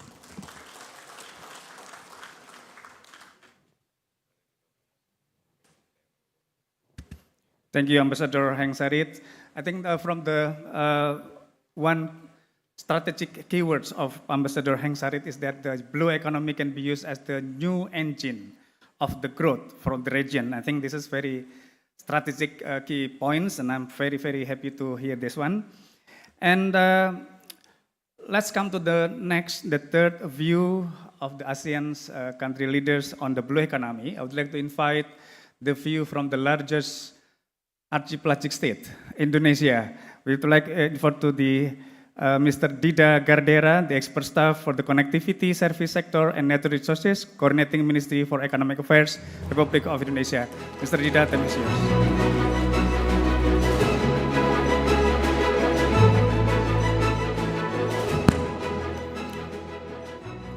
Thank you, Prof. Luki. Assalamualaikum warahmatullahi wabarakatuh. Selamat pagi, very good morning to all of you. His Excellency, Minister for National Development Planning, Mr. Suharso Monoarfa, Excellencies, Ministers, my colleagues, Pak Taufik, Bu Vivi, Bu Amalia, Pak Teguh, and Pak Victor Gustav, distinguished guests and ladies and gentlemen. First and foremost, I would like to extend my appreciation to the Ministry of National Development Planning and of the Republic of Indonesia and the Economic Research Institute for ASEAN for hosting this remarkable event, the ASEAN Blue Economy Forum. This event marks an important milestone to the accomplishment of the ASEAN Blue Economic Framework as a priority economic deliverables. We firmly believe that this framework will provide much needed guidelines for ASEAN to move forward towards the post-2025 visions and embrace for the post-2030 agenda.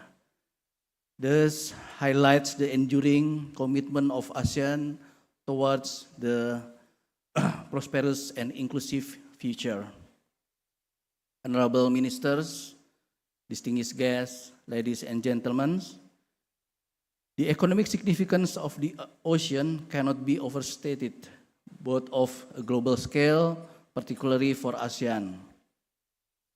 The Minister already mentioned in 2010, it contributes approximately 2.5% to the world's gross value added, amounting to $1.5 trillion,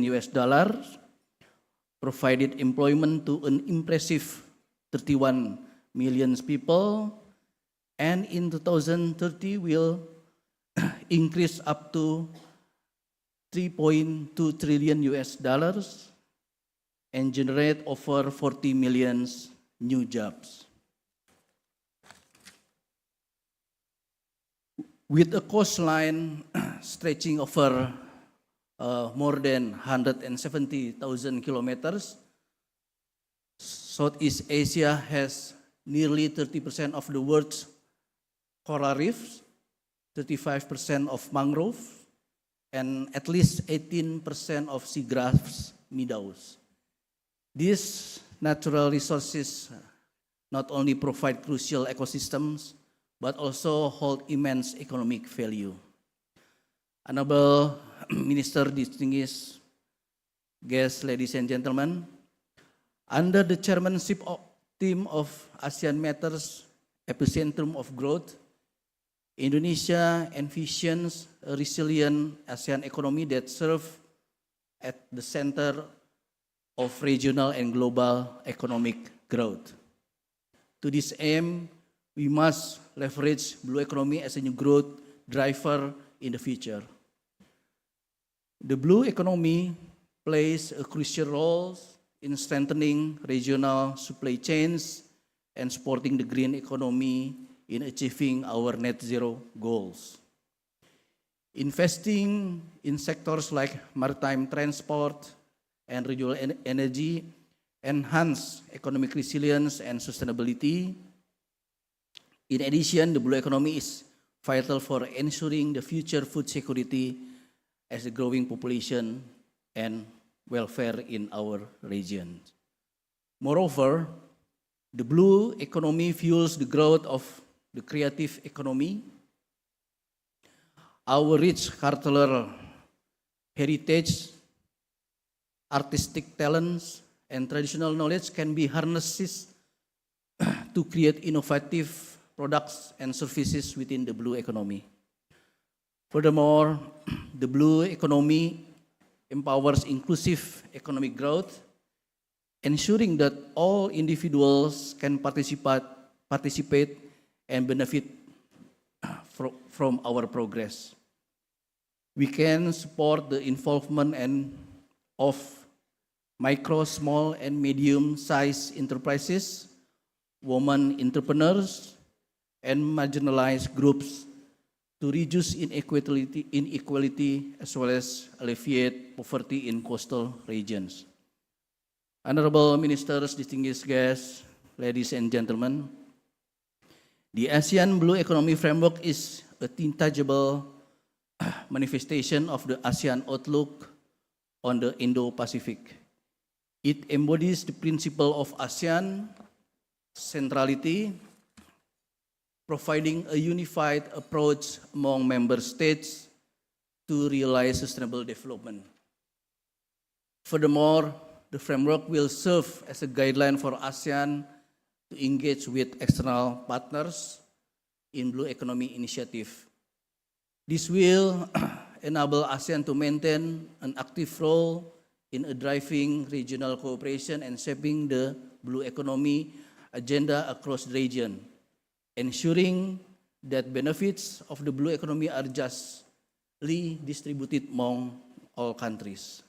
Honorable Ministers, distinguished guests, ladies and gentlemen, as we move forward in developing the blue economy in our region, there are several key steps that ASEAN should undertake. Firstly, we must streamline ASEAN cross-sectoral and cross-pillar initiatives. We need to create a cohesive and integrated approach to blue economy development by leveraging synergies and maximizing impact. The effectiveness of the ASEAN Blue Economy Framework will be maximized by aligning and optimizing existing initiatives such as circular economy, carbon neutrality, and also electric vehicle ecosystem, as well as ASEAN Taxonomy for Sustainable Finance. Secondly, active engagement with private sector is crucial. We need to embrace all businesses, encouraging their participation and investment in the blue economy. Thirdly, innovation is one of utmost key. By innovation will enable us to address challenges, enhance efficiency, and promote sustainable practices. Lastly, we must proactively prepare the skills and talent. By investing in education and training programs, we can equip individuals with the skill and knowledge required for the success of blue economy. It will build a sustainable workforce and drive innovation and competitiveness. Honorable Minister, distinguished guests, ladies and gentlemen, in closing, I would like to emphasize the significance of the blue economy as a new growth driver on our journey to establish ASEAN as an epicentrum of growth. The blue economy presents us with the vast array of opportunities to strengthen regional supply chains, complement the green economy, fuel the creative economy, and empower inclusive economic development. To fully harness the potential of blue economy, it is essential to adopt a comprehensive and integrated approach that considers environmental, social, and economic aspects. Policymakers should prioritize sustainable practices, responsible governance, and international cooperation to ensure the long-term success of the blue economy as an engine of growth. Additionally, public and private sector investment in research, building the infrastructure, technology development as necessary to unlock the full potential of Asian resources and contribute to the economic prosperity while safeguarding the marine environment for future generation. As I conclude my sessions, I agree with the insights and perspective of my esteemed ASEAN ministers, colleagues on these matters. Thank you. Wassalamualaikum warahmatullahi wabarakatuh.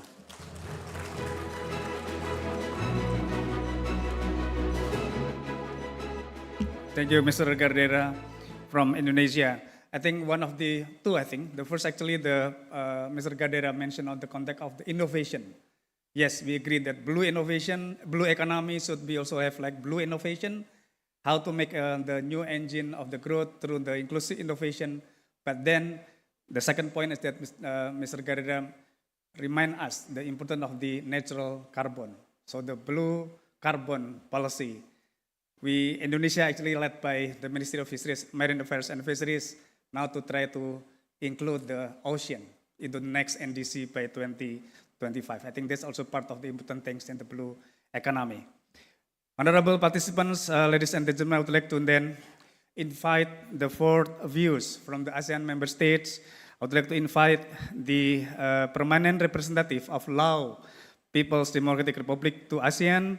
I'd like to invite His Excellencies Ambassador Bovonethat Dongchak. Ambassador Bovonethat, time is yours.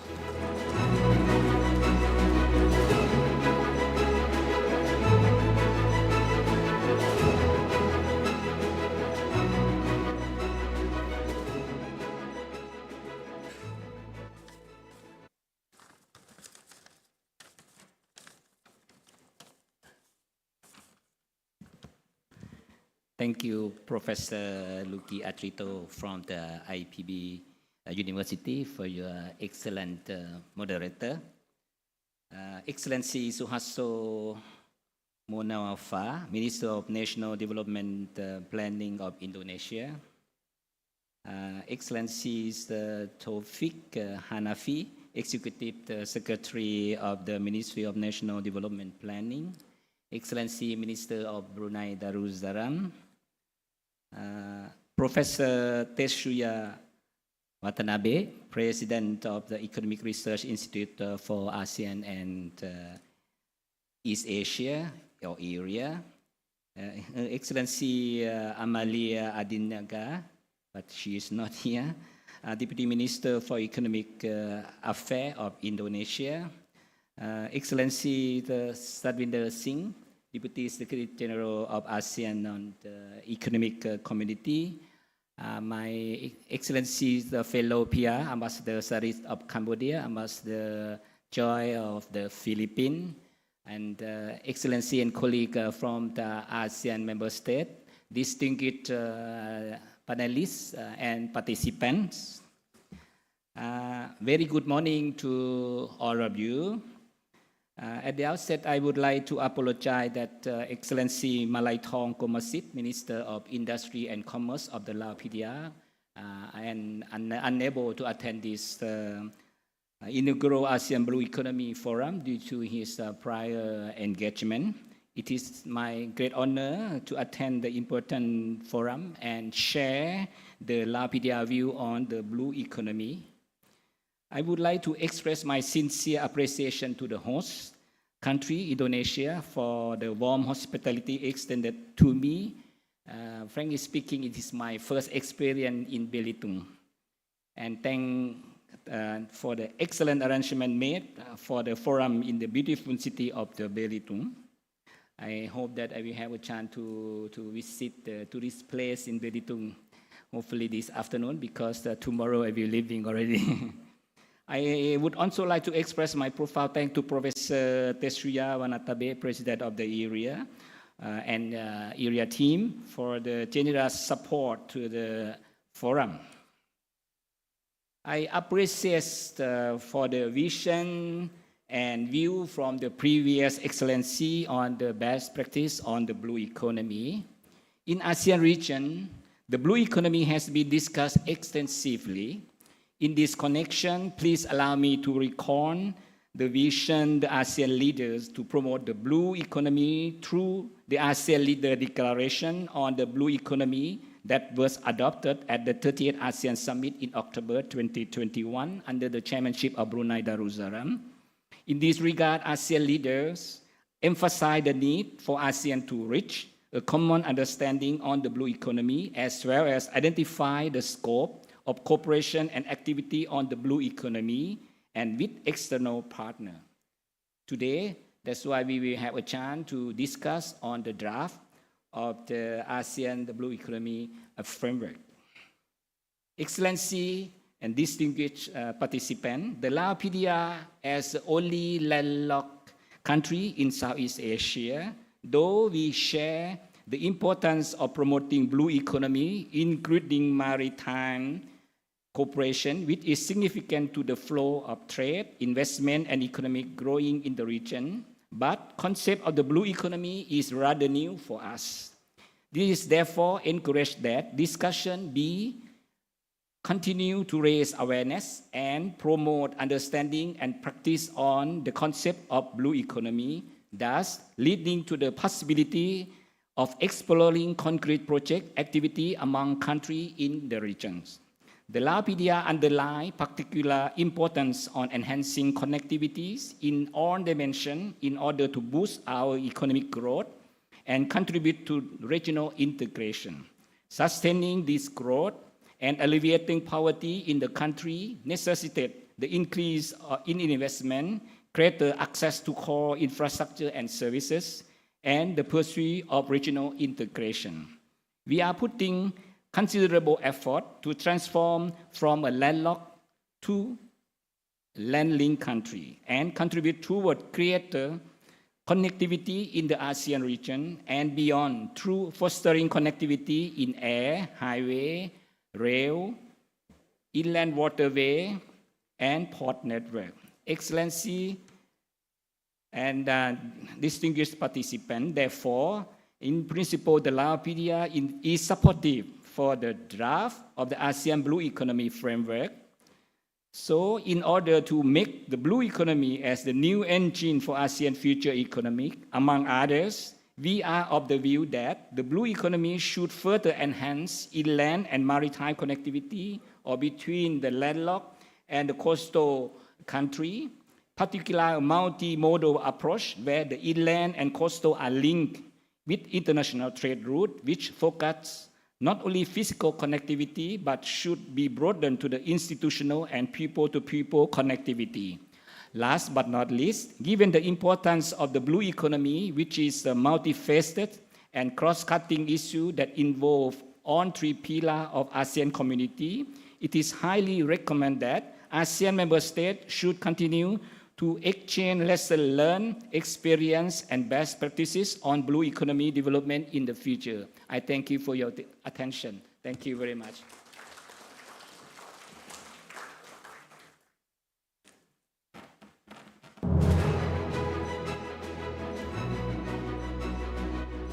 Thank you, Ambassadors Boniface Dongchak. Yes, I think I'm very also supporting the interconnection between the inland and ocean.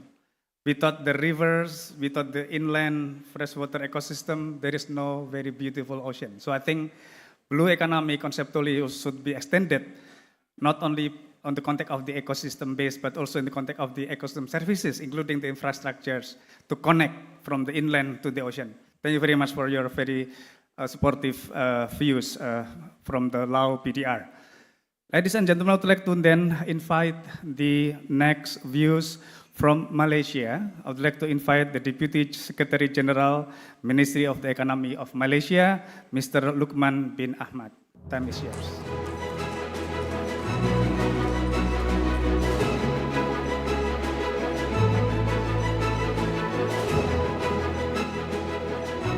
Thank you, Prof. Very good morning, High Excellencies, Ministers, Ambassadors, distinguished guests, and friends.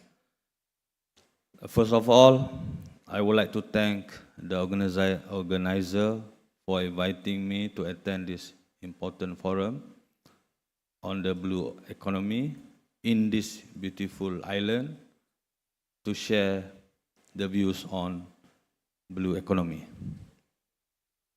We are here today to share the views on how important is the blue economy for us, especially in terms of economic growth, food and tourism.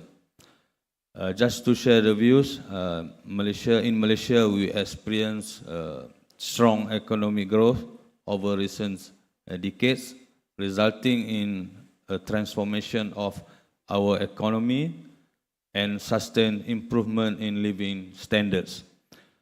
Unfortunately, the COVID-19 pandemic has affected the economic development, but the goal to become a high-income nation remains. During the first quarter of 2023, Malaysia's economy expanded by 5.6%, driven by strong domestic demand and positive growth across all sectors. Among the contributors of the economy includes the coastal and marine tourism, fisheries and aquaculture, ports and shipping industries, and offshore oil and gas.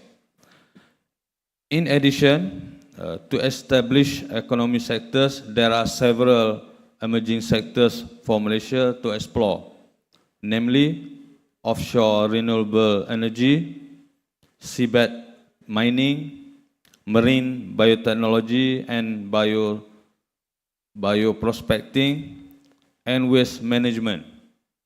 The potential of these sectors is still being developed. I think by exploring these new emerging sectors, we hope it will help to boost our economy, and hopefully it will help us in achieving our country to achieve the economy high income status nation by, I think, 2026, inshallah.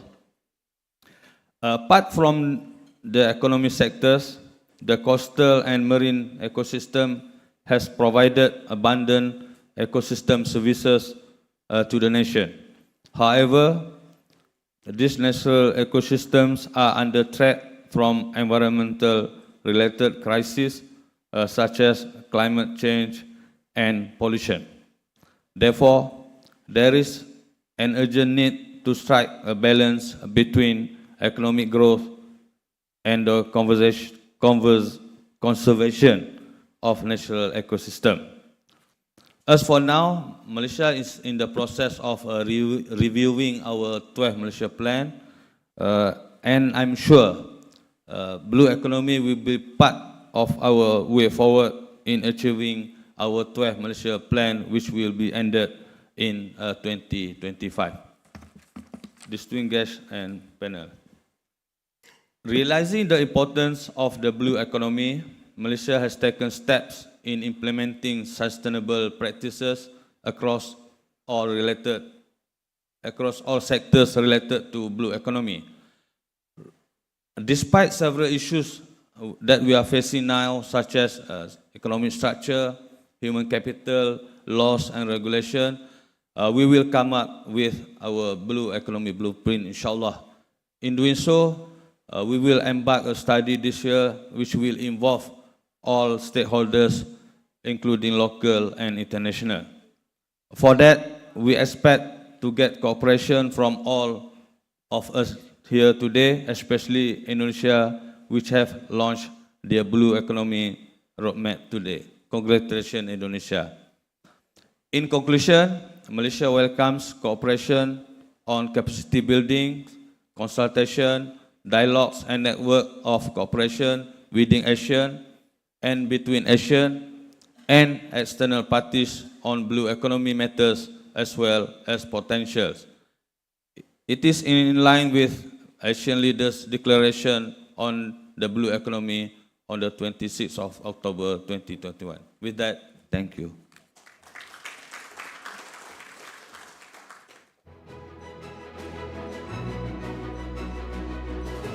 Thank you very much, Mr. Lukman bin Ahmad. I think Malaysia and Indonesia has a similar spirit of development. As Mr. Lukman bin Ahmad said that Malaysia will end the 12th Development Plan 2025. We also have like a more another 20 years development plan also start from 2025. I think by then let's collaborate, let's develop the mutual collaboration and then growth together in the region of the ASEAN using the blue economy as the new engine of the growth. Thank you very much. Ladies and gentlemen, I'd like to then invite the views from the Philippines will be given by His Excellencies Ambassador Ceslin Quintana, the permanent representative of the Philippines to the ASEAN. Ambassadors, please.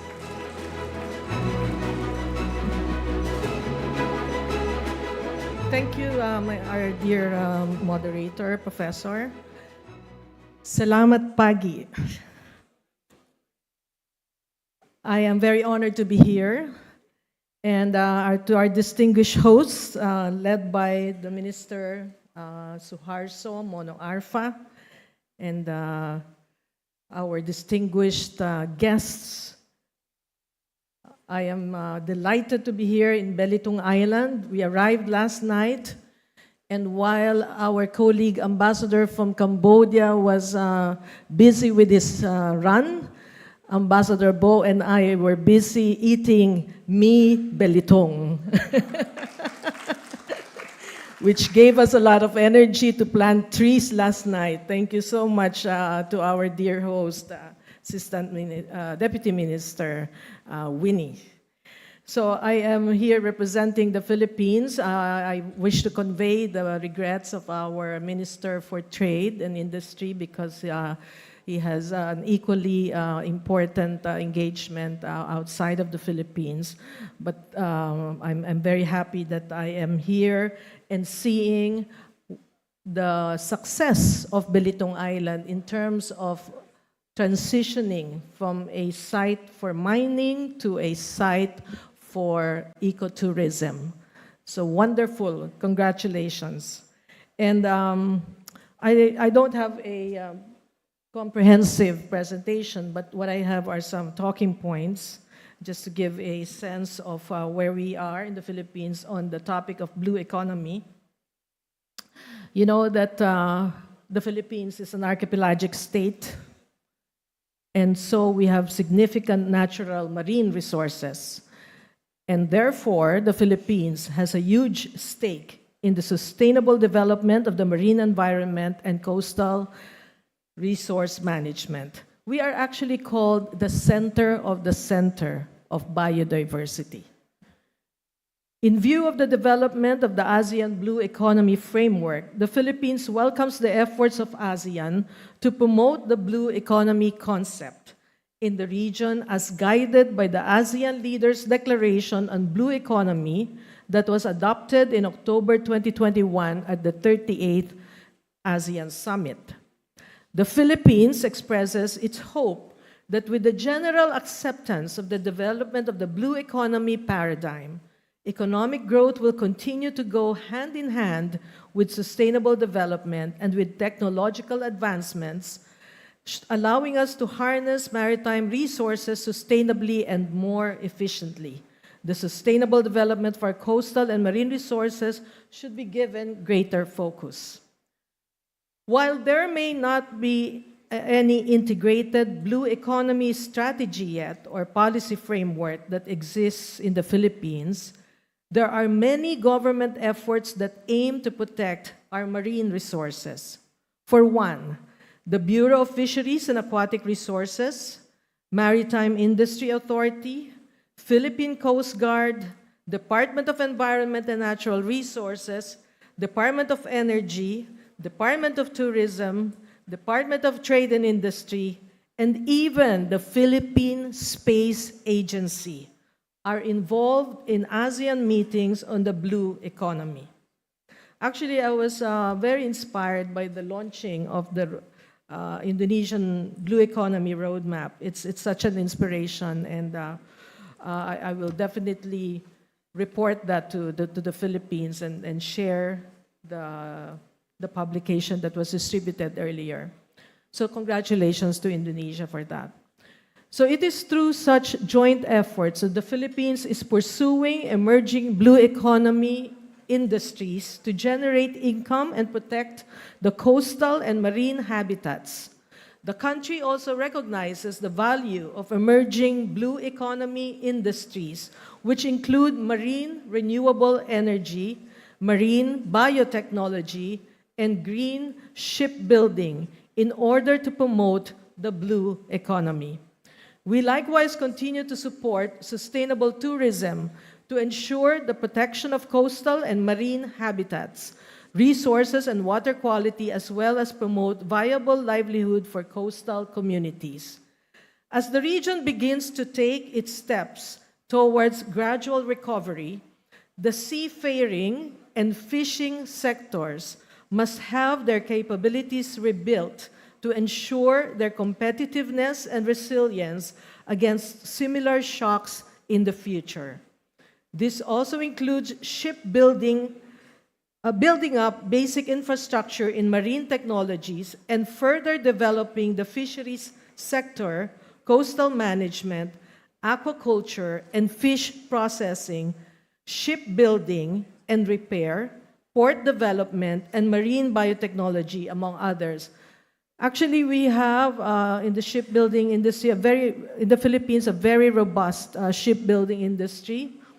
We have about 118 shipyards, and a number of them are actually of world-class quality.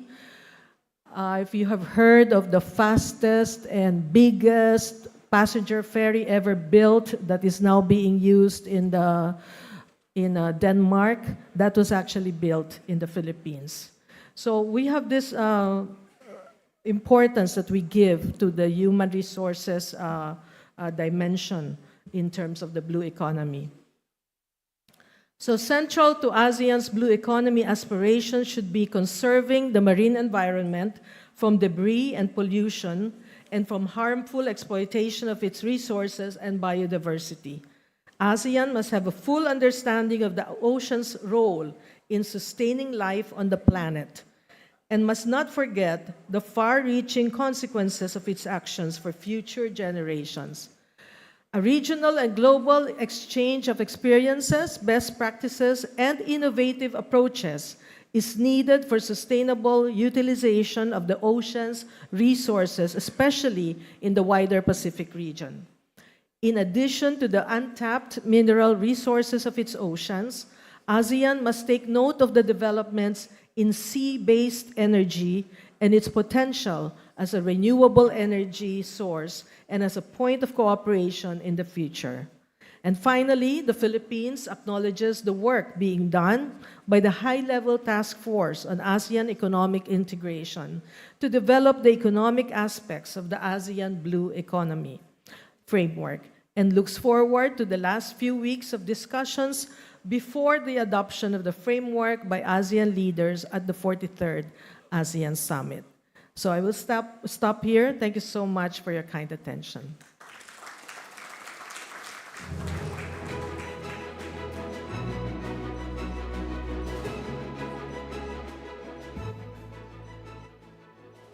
Thank you, Ambassador Quintana, for also one of our two very strategic points related to the ocean-based energy and how ocean healthy should be kept in the context of the making a sustainable blue economy for our region.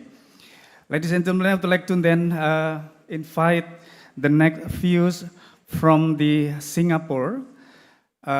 In this moment, the views of Singapore will be given virtually through the online platform.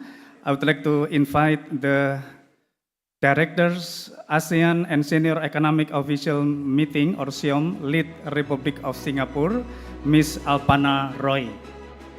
Ms. Alpana Roy, are you already in the, yeah, okay. Ms. Alpana Roy, time is yours. Thank you very much. I hope everyone can hear me well. Thank you. His Excellency Suharto Monoarfa, Ministers and Excellencies, President of Area Tetsuya Watanabe, ASEAN Secretariat Deputy Secretary General Satvinder Singh, distinguished guests, ladies and gentlemen, I'm honored to deliver Singapore's remarks on behalf of His Excellency Mr. Gan Kim Yong, Minister for Trade and Industry, Singapore. Minister Gan expresses his regrets for not being able to attend the forum and sends his well wishes to His Excellency Monoarfa and all of you on a successful forum. Excellencies, the oceans and seas cover about 70% of our planet, and over 90% of global trade is carried by the sea. Millions of livelihoods depend on it, either directly or indirectly. This is especially true for our region, where the seas surround us and where the major rivers run through. As an island and a small port city, Singapore's own history, people, and economy has also been deeply intertwined with the oceans. Indeed, our survival and prosperity depend on it. In 2021, ASEAN recognized the importance of the blue economy with the Leaders' Declaration on the Blue Economy, which agreed on a common understanding of the blue economy, affirmed international law as reflected in the 1982 United Nations Convention on the Law of the Sea, or UNCLOS, as a fundamental principle to guide the development of the blue economy. We are also heartened to note the recent adoption of the UN High Seas Treaty, which further demonstrates the commitment of the international community to protect our ocean resources. As such, it is very timely that Indonesia has set the development of the ASEAN Blue Economy Framework as one of ASEAN's priority economic deliverables. The framework will demonstrate ASEAN's regional leadership on the blue economy and strengthen ASEAN's commitment to the rules-based order in marine governance, multilateralism, and maintaining an open and inclusive regional architecture.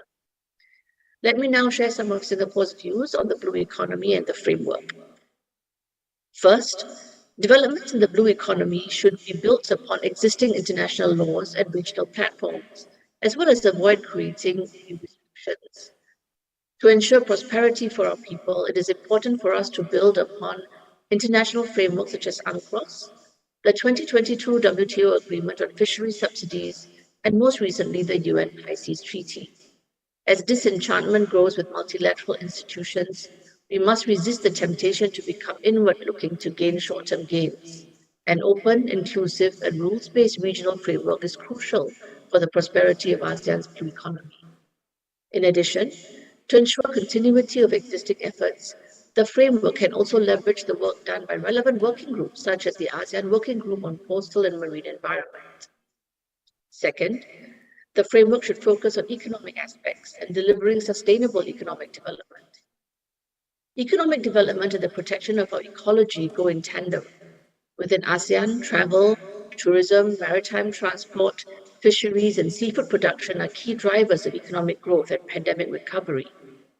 To bring tangible economic benefits to our people, it is important for us to focus on the economic dimensions. We should continue to work through existing cross-pillar platforms to address multifaceted issues together with our colleagues from other pillars.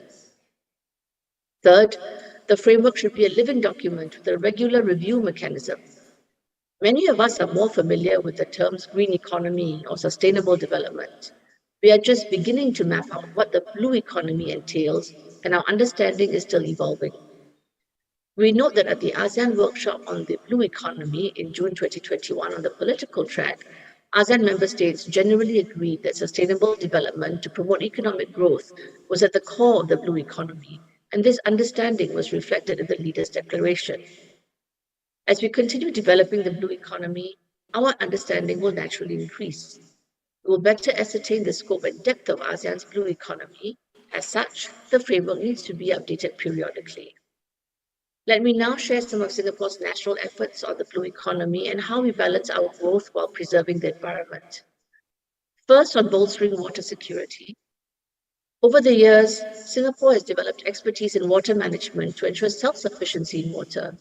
Due to our small size, we try to maximize our entire island as a water catchment area, including newer reservoirs such as the Marina Barrage. These water bodies also develop as areas of play, creating business opportunities for Singaporeans. And apart from harvesting rain, we also recycle our used water through new water, a process of cleaning used water through reverse osmosis. And we are now able to export these technologies to other parts of the world. Second, investing in people. Our transformation is also dependent on the people involved. It is critical that our people can adopt new mindsets and learn new skills to adapt to this transition. As such, we are committed to not only upskilling and reskilling our workforce, but also connecting our people to new and better opportunities created by the transition towards sustainable development. These include jobs in fields of sustainable engineering or carbon footprint management. And under a Green Skills Committee, the Ministry of Trade and Industry will be working with Skills Future Singapore, our national workforce development agency, to align training frameworks with job opportunities. People are our main resource, and we will continue to invest in them. Thirdly, partnerships. We are working closely with communities, industries, and the financial sector in our transition towards a sustainable economy. In 2019, our Maritime Port Authority extended and enhanced the Maritime Singapore Green Initiative until 2024. This initiative consists of programs to recognize and incentivize companies to integrate more sustainable shipping practices beyond what is required by the International Maritime Organization conventions. On the financial front, the Monetary Authority of Singapore has announced earlier this year that it would set aside 15 million for sustainable bond and loan grant schemes, which also includes transition bonds and loans to recognize the challenges of the transition towards more sustainable practices. Ministers, Excellencies, ladies and gentlemen, while we have not always defined the blue economy in the clearest terms, it has already been supporting the livelihoods of millions across Southeast Asia. It has allowed trade to flourish, provided food security, and created job opportunities in many different sectors. Moving forward, the advancement of the blue economy is never dependent on one aspect. We must continue to look outward towards more partnerships and better cooperation while building upon the foundation of open, inclusive, and rules-based institutions. All ASEAN member states will have a part to play in developing a prosperous, sustainable, and inclusive blue economy. And with this, I thank you.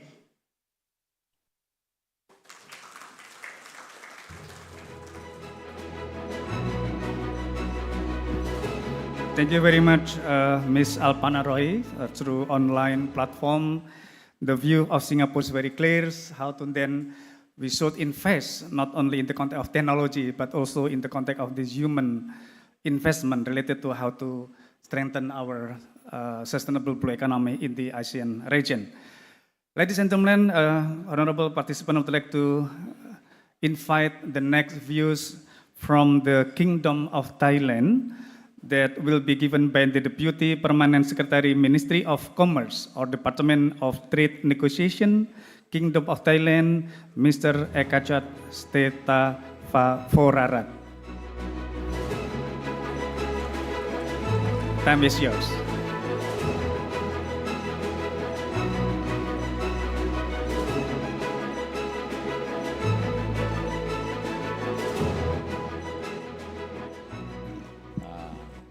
Thank you, sir.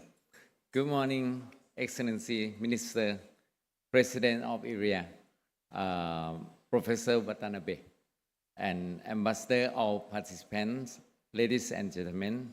First of all, I would like to take this opportunity to thank Indonesia and Area for co-hosting this Blue Economy Forum, which is considered as an important platform to exchange views and experience on the promotion of the blue economy in the region from various relevant stakeholders, which an aim to develop the ASEAN Blue Economic Framework.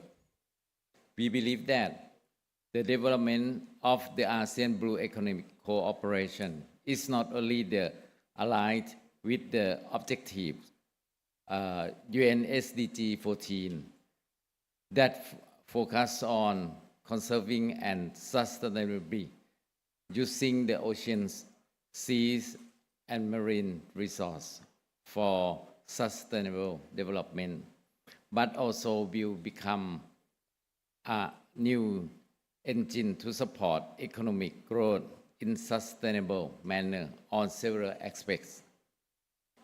First, economic growth, innovation, and job creation. The blue economy has significant potential to drive economic growth, to foster innovation and drive technological advancement in various sectors, such as renewable energy, as well as creating employment opportunities for millions of people in the ASEAN region, particularly in the fishery, aquaculture, tourism, and other related service sectors. These sectors are significant source of income for many local coastal community in the region. Second, increase the trade and investment. Collaborate in the blue economy can promote international trade and investment in ocean-related sectors.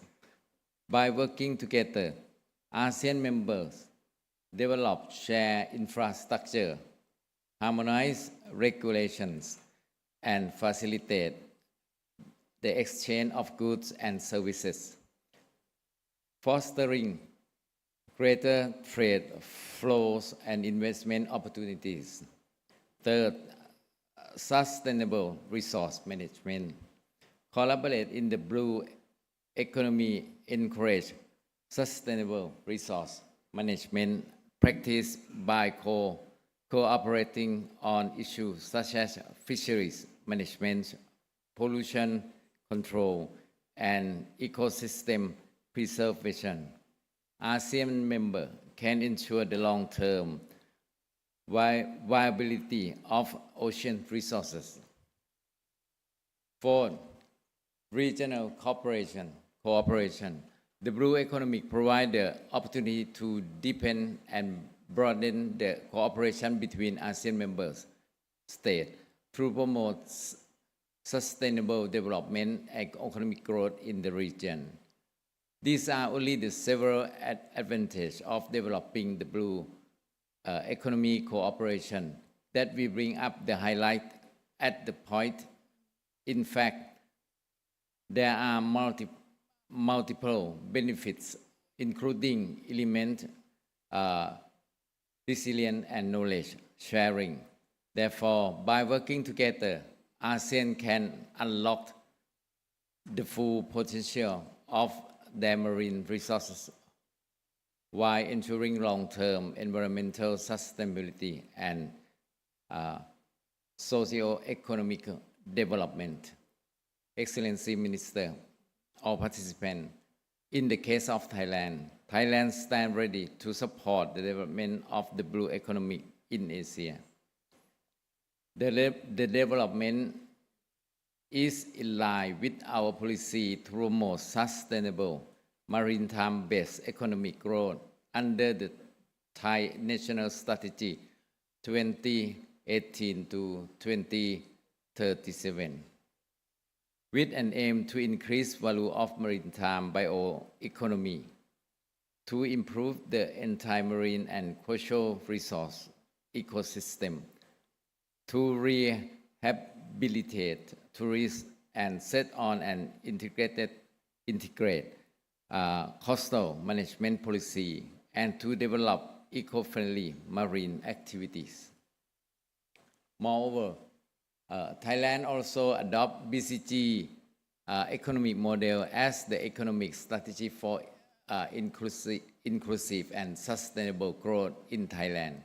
The BCG economic model capitalizes the country's strengths in biological diversity and cultural richness, and employ technology and innovation to transform Thailand to a value-based and innovation-driven economy, as well as aligns with the sufficient economy philosophy, which is the key principle of Thailand's social and economic development, especially in the conserving a local knowledge and folk wisdom. which are integral parts of a community's culture heritage. As ASEAN is developing the Blue Economy Framework, Thailand agreed that there is a need to have driving force to success the Blue Economic Cooperation in the region, namely infrastructure, institutional setting, capacity building, and sustainable investment and finance, which Thailand has made effort to implement several initiatives to support the blue economy. For infrastructure, it's considering in terms of geographical location. Thailand is brought by the Gulf of Thailand to the east and Andaman Sea to the west, with a total coastline of 3,148 kilometers, 2.4 thousand square kilometers of mangrove coverage area, with the population in coastal province about 26 million people. Thailand has invested in the infrastructure development along the coastal line, especially the expansion of port facility to support maritime trade and transportation. Key ports such as Lam Chabang Port has been upgraded to accommodate large vessels and handle increased cargo volume. As Thailand coastal area attract a significant number of tourism, Thailand has effort and developed of coastal and marine tourist infrastructure, especially in beachside resort, marines and recreation facility to support marine tourism activities, and recognizing the importance of coastal ecosystem. Thailand has developed the coastal protection dam to mitigate the impact of coastal erosion. To develop the infrastructure, it should respect the social and traditional way of life in such area, adopting hybrid approach that balance modern development with the preservation of cultural heritage is important for sustainable and inclusive progress. For institutional setting, Thailand has established a research center and educational institution focused on marine and coastal study. This facility provides a foundation of research and innovation in the field such as sustainable fishery and coastal management. The infrastructure includes laboratory and academic programs that contribute to the knowledge generation and capacity building in the blue economic sector. For capacity building, Thailand has implemented several capacity building activities that provide skills development, especially for local community. In specific, Thailand initiated many projects to enhance our local competitiveness, especially in tourism sector. By placing great importance to focus more on sustainable and eco-friendly tourism, Thailand also employs a strategic plan that promotes tourist products that reduce tourist carbon footprint, resource consumption, and waste, that and respond to the climate change challenge. For example, the project of low carbon tourist destination by creating awareness among tourists and local community to conserve energy, reduce waste, and efficiently use of water, which has ultimately transforming the area into the lowest carbon emission tourist destination. And for sustainable investment and finance, Thailand has been promoting green financing to support sustainable projects in various sectors, including the blue economy. Ocean financing involves direct investment toward environmentally friendly and sustainable initiatives, such as green bond, green loan, and green investment fund.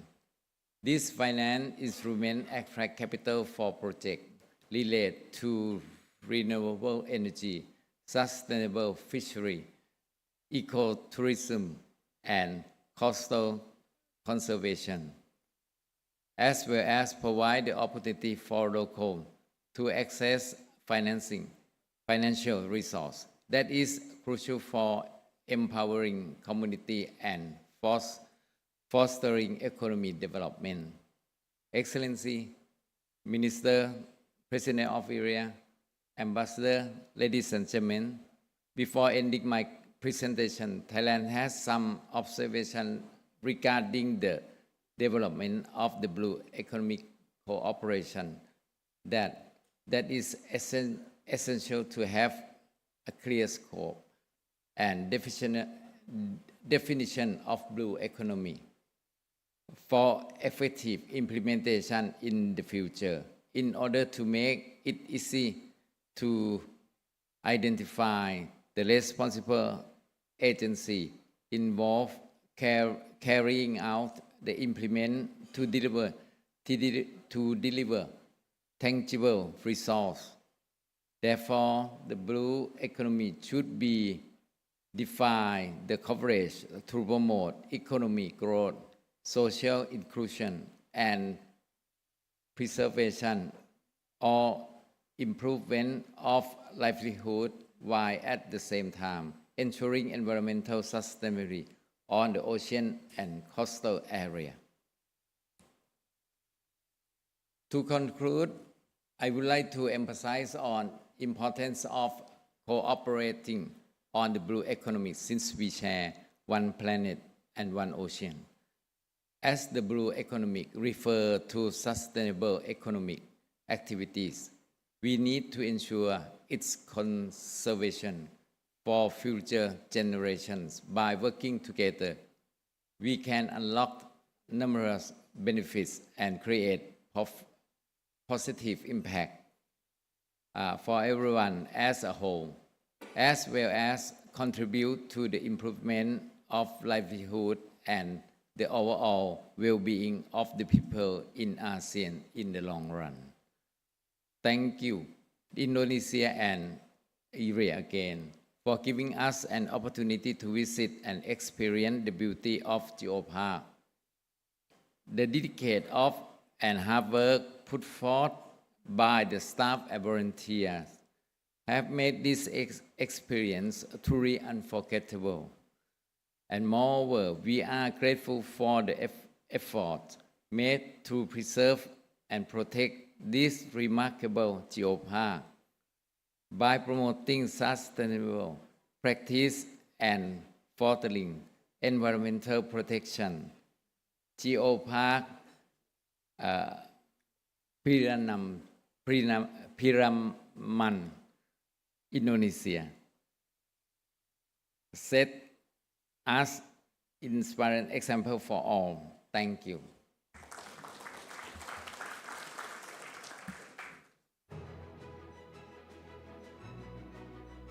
Thank you very much, Mr. Ekachat Seta Forarat, to give the views of the Kingdom of Thailand. That's very important to be considered from the next blue economic framework for ASEAN member states. I would like to then invite the last but not least views from the IMS. from the Vietnam.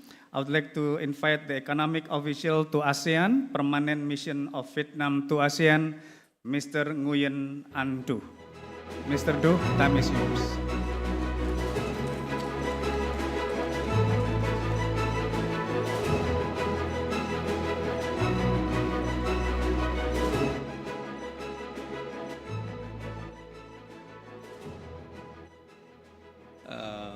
A very good morning, His Excellencies, Mr. Suharto Monoarfa, Minister of National Development Planning, Indonesia, and His Excellency Dr. Abu Mana bin Haji Matusin, Minister of Primary Resource and Tourism, Brunei. Excellency Ambassadors, Excellencies, ladies and gentlemen, first of all, I would like to convey apology from my Minister Nguyễn Hồng Diên that he could not attend the important forums due to urgent engagement at the last minute. On behalf of Minister Nguyễn Hồng Diên, I would like to express our sincere thanks to the Ministry of National Development Planning of Indonesia for the great initiative of organizing this significant ASEAN Blue Economy Forum in a very beautiful and green Belitung. I also like to thank AREA for your substantial support so far, not only for this mere event, but also for the development of ASEAN in general. The day before, I have the honor to plan a Pele Park tree in Belitung, which contribute to the blue economy of Indonesia and the blue economy of ASEAN. And today I have another honor of attending the forum and sharing the Vietnam views on the blue economy. As you may be aware, can you show the next slide, please? Vietnam is a coastal country located in the center of Southeast Asia region and on the west coast of the East Asia. The next slide, you will see on the map how the coastline of Vietnam, the coastline stretches more than 3,260 kilometers from the north to the south. The sea areas has more than 3,000 islands and archipelagos, including Hoàng Sa and Trường Sa, accounts for over 1 million square kilometers, which is 3 larger than the mainland, and ranking the 27 among the 157 coastal countries and island nations all over the world.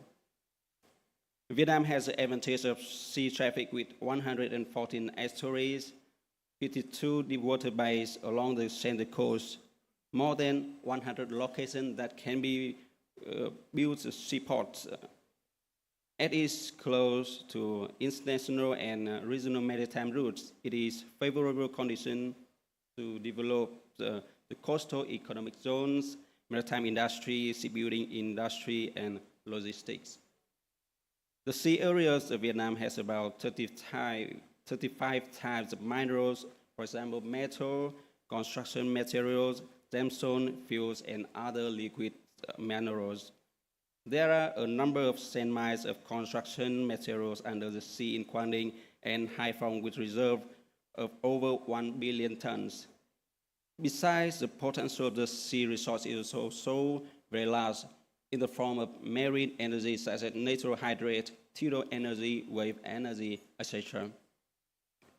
The seafood resources in Vietnam seas are highly abundant. Only the fish resource, 100 out of more than 2,000 different species, which have a high economic value, with the reserve about 5 million tons per year.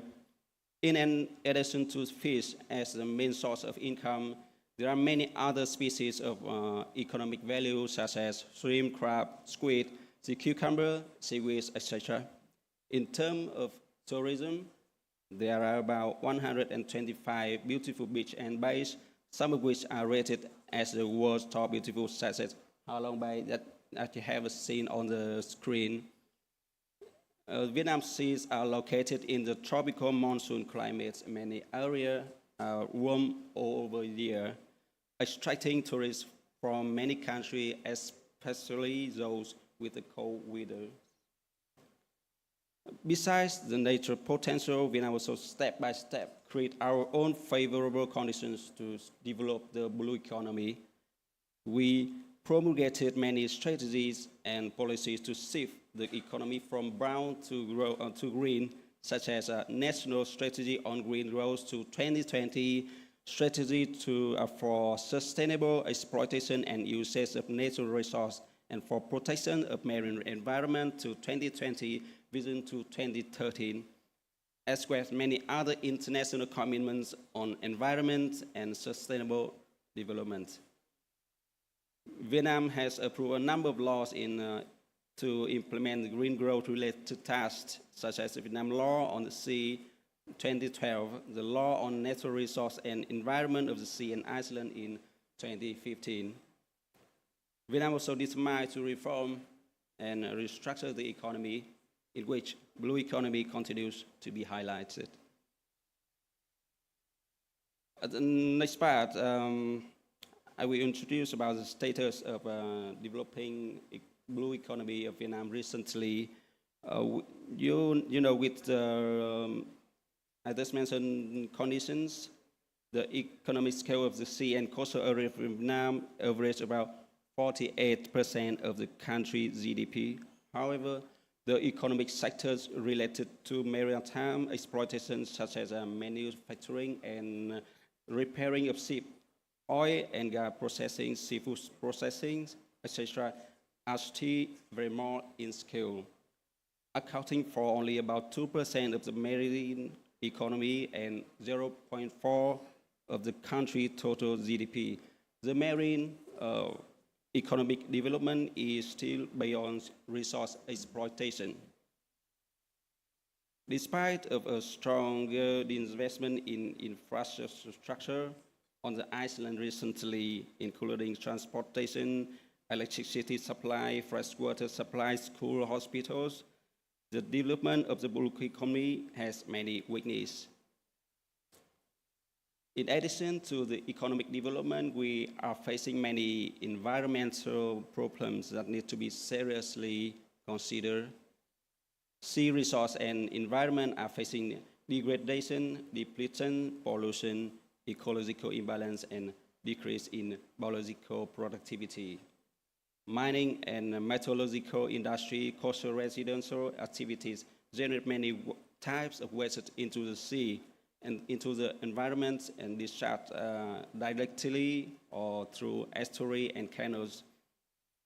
Another issue of biodiversity in the sea environment, the area of mangroves is decreasing rapidly. The area of mangrove forest in the Mekong Delta decreased from 154,000 hectares in the year 1945 to about only 14,000 hectares in 2015, which average loss about 3,000 hectares per year. In the last 50 years, coral reefs have decreased in both quality and coverage, particularly in the North Sea. The area of coral reef had decreased by nearly 50%.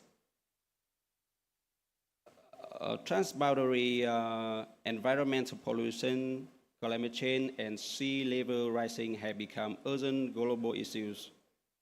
Sustainable development, harmonizing between development and marine conservation, have become a mainstream. Identifying this mainstream and take into account the recent geopolitical situation, Vietnam makes very clear perspective on the development of the blue economy, in which first and foremost, the sea area is part of our country. While aiming to become a nation with a strong sea power and gain the rich resource from the sea, we promote sustainable and prosperous development in a safe and secure manner. The sustainable development of the sea-based economy must go hand in hand with the assurance for safety of the nation. Also, it should go hand in hand with the promotion of international cooperation in protecting the sea in order to contribute in maintaining a peaceful and stable environment for development of the region, compliance with the international commitments such as the DOC and the UNCLOS Convention 1982. Second, the sustainable development of the sea-based economy should be based on green growth, biodiversity, and marine ecosystem conservation. It should maintain a harmony between the economic ecosystem and natural ecosystem, between protection and development, between the advantage of the coastal and non-coastal localities. The third perspective of Vietnam is to maintain the core value of the sea, promote their historical and cultural identity, as well as building a sea-friendly and cohesive society. The fourth is to enhance zero management and to protect the wholeness of the ecosystem from the land to the sea. Last but not least is to take advantage of advanced and modern science and technologies, as well as improve the human resources. Excellencies, ladies and gentlemen, blue economy is a guarantee of sustainable marine livelihood, increasing people income, rationally exploiting natural resources, having little impact on environment, developing infrastructure to adapt to climate change. Since ocean and the environment belong to all people of ASEAN nations, of all countries all over the world, these issues have been affirmed at many international high-level forums, such as the 4th East Asia Sea Congress, the Ocean Economic Summit, the Ocean Conference, and many APEC summits. As for ASEAN, our leader has committed to promote the blue economy through the Declaration on Blue Economy, which was adopted at the 38th ASEAN Summit in October 2021. It is time for IMS to now to deploy this declaration in detail through developing a blue economy framework in ASEAN to reach a common understanding of the blue economy and to maximize the sustainable use of the oceans.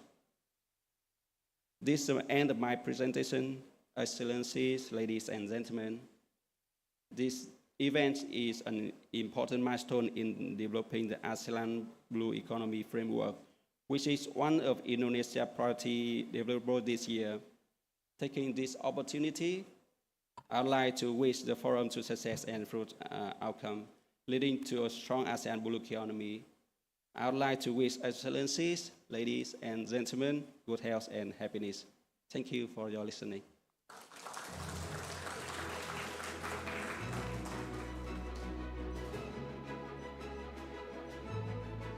Mr. Ngoyen Antu for the very strategic perspective of Vietnam on the blue economy for the ASEAN region. And I think one thing that I would like to mention and strongly re-mention of the historical identity of the blue economy is so very important, I think, because ASEAN is not only colorful in the context of nature, but also very diverse in the context of cultural. So we need strengthen our identity and culture in the perspective of the blue economy. Honorable ministers, excellencies, ladies and gentlemen, it's very difficult for the host. It's two things, or facilitator is two things. One is managing the time. It's very important and very difficult.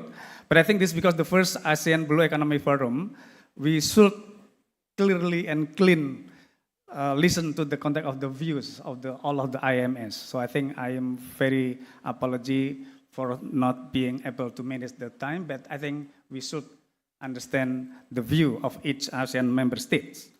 The second very difficult works for the facilitator or moderator is wrap up.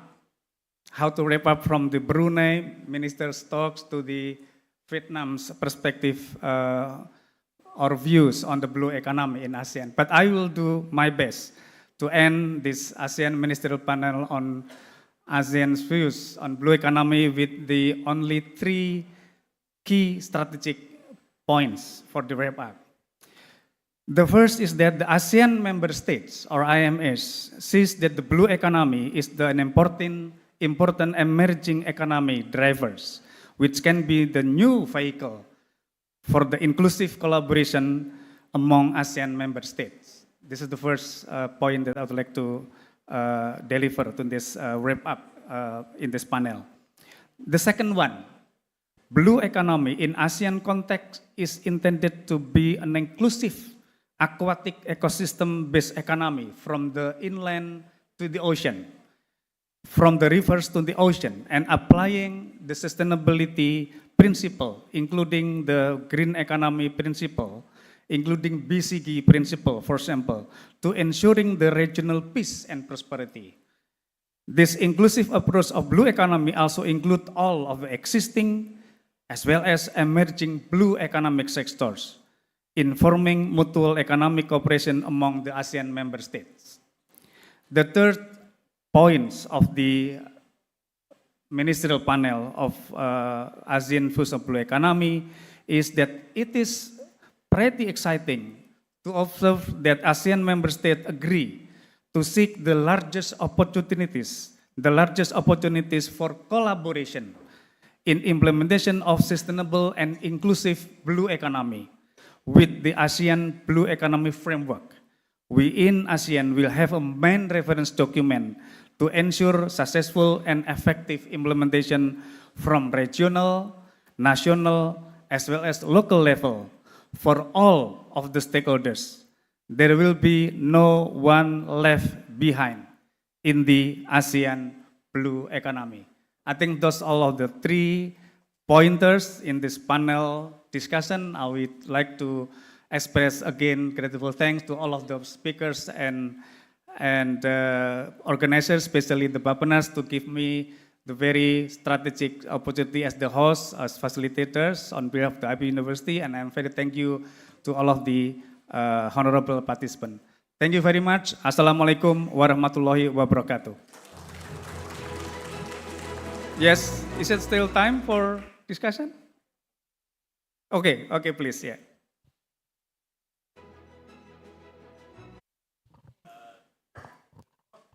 Oh, okay.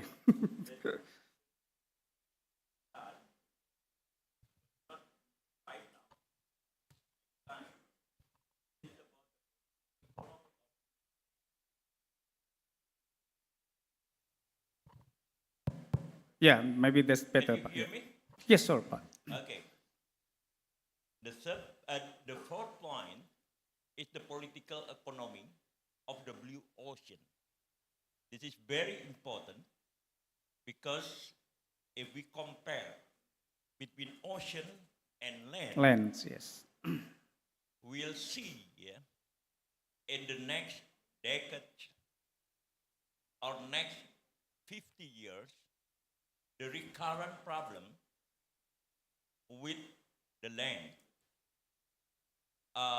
If we see the problem theoretically, we can imagine what Barrington Moore said about the land in the 16th century, when the first time capitalism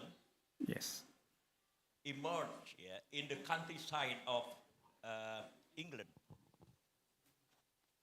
It is very important because the phrase at the time tell to us about sheep at mint. Right. Okay? It is because there was a kind of intellectual revolution where the huge land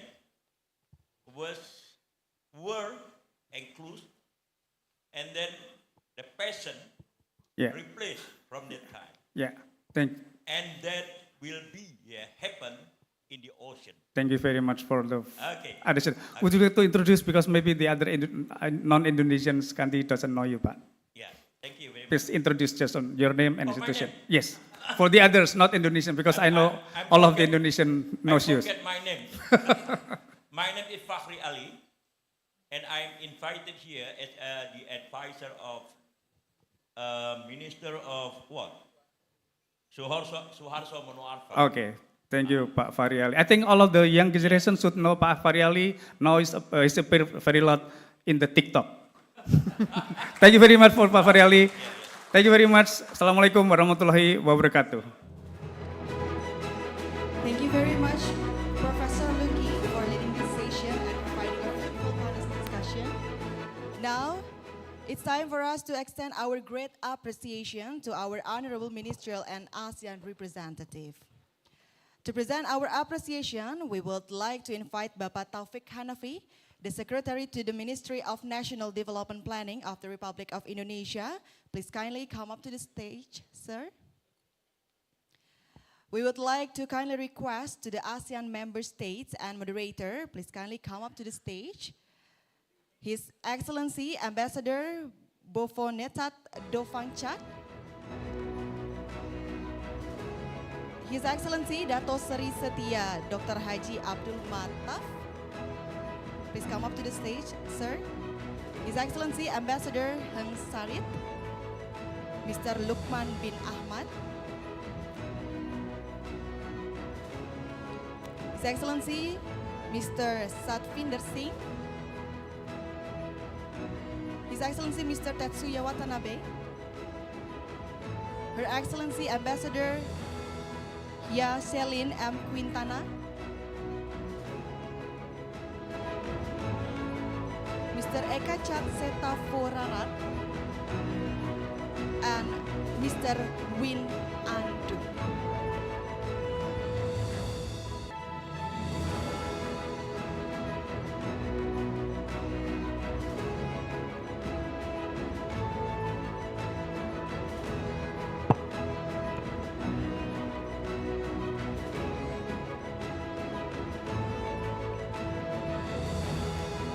And now we please to Mr. Taufik Hanafi to give the token of appreciation for all of our speakers and moderator for the first panel discussion for this event.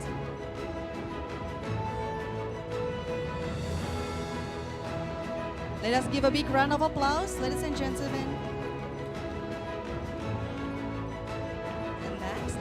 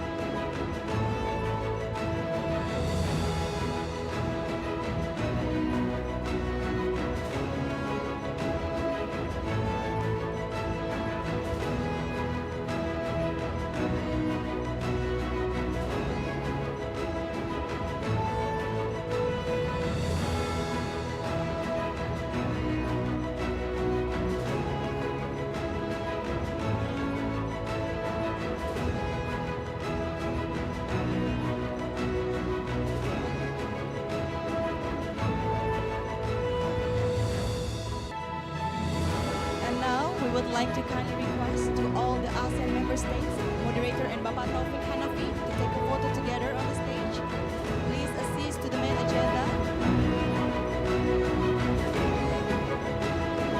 One, two, three. Once again, one, two, three. Excellencies, you may stay on the stage. We're going to leave ASEAN Way photo station like this.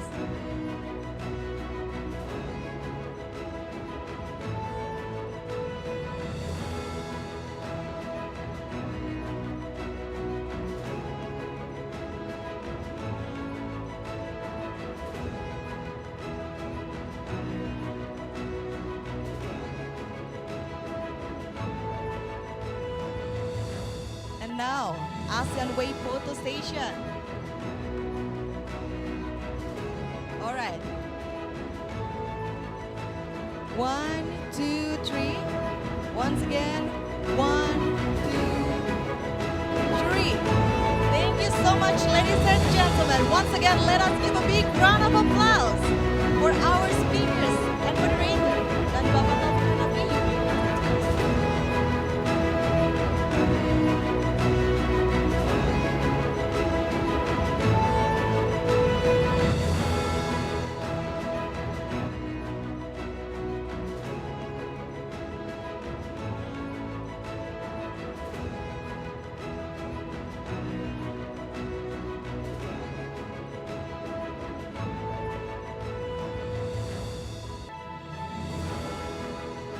Distinguished guests, ladies and gentlemen, we still have one more panel discussion of international experts' view on blue economy, and will lead by Ms. Fauzia Zan from AREA.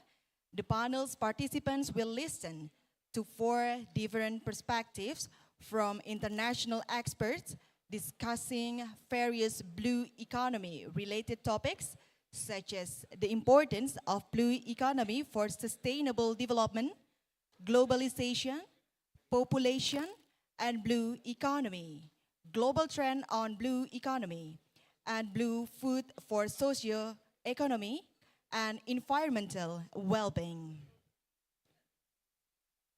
We aim to start checking the perspective from the expert on global trend on blue economy. We hope the view and the insight from the expert will enrich the formulation of ASEAN Blue Economy Forum. By doing the discussion, we try to accommodate as much as stakeholders relevant to blue economy. So the formulation will be inclusive. And without further ado, please welcome our moderator for the second panel discussion, Ms. Faiza Zan from AREA.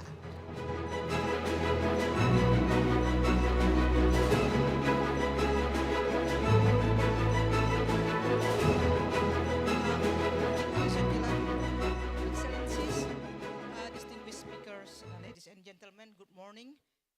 First of all, allow me to extend my most sincere appreciation to Bappenas, especially for its leadership in developing this blue economy framework, yeah, and also to our the experts and ASEAN member states who have provided valuable insights and feedback in the draft of the framework.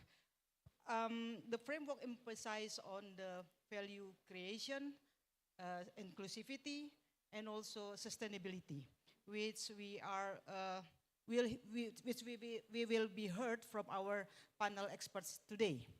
I'm honored to moderate this session with hosting our prominent speakers with stellar experience and knowledge in this field. So allow me to invite first Ms. Valerie Julian. Please have some, yeah. Ms. Valerie Julian is the UN Resident Coordinator in Indonesia since 2020. Prior to her current assignment, she served as the UN Resident Coordinator in Nepal, Guatemala, and Dominican Republic. Ms. Julian has long experience in several countries in Africa and Europe. Thank you, Ms. Julian.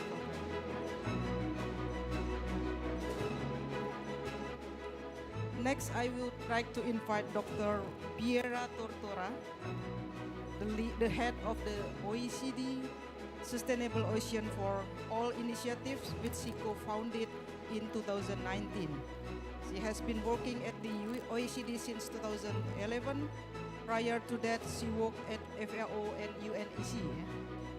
She has extensive encounter in various development issues, especially in developing economies. She is the lead authors of a number of OECD flagship publications. Thank you, Ms. Pierre.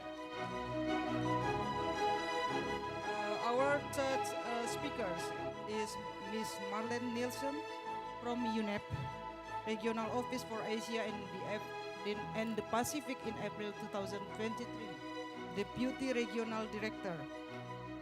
She has 11 years in senior position in UNEP and 13 years in UN peacekeeping in Africa and New York. Thank you, Ms. Last but not the least, Dr. Jim Lee. He is a co-founder and leader of the Blue Food Assessment.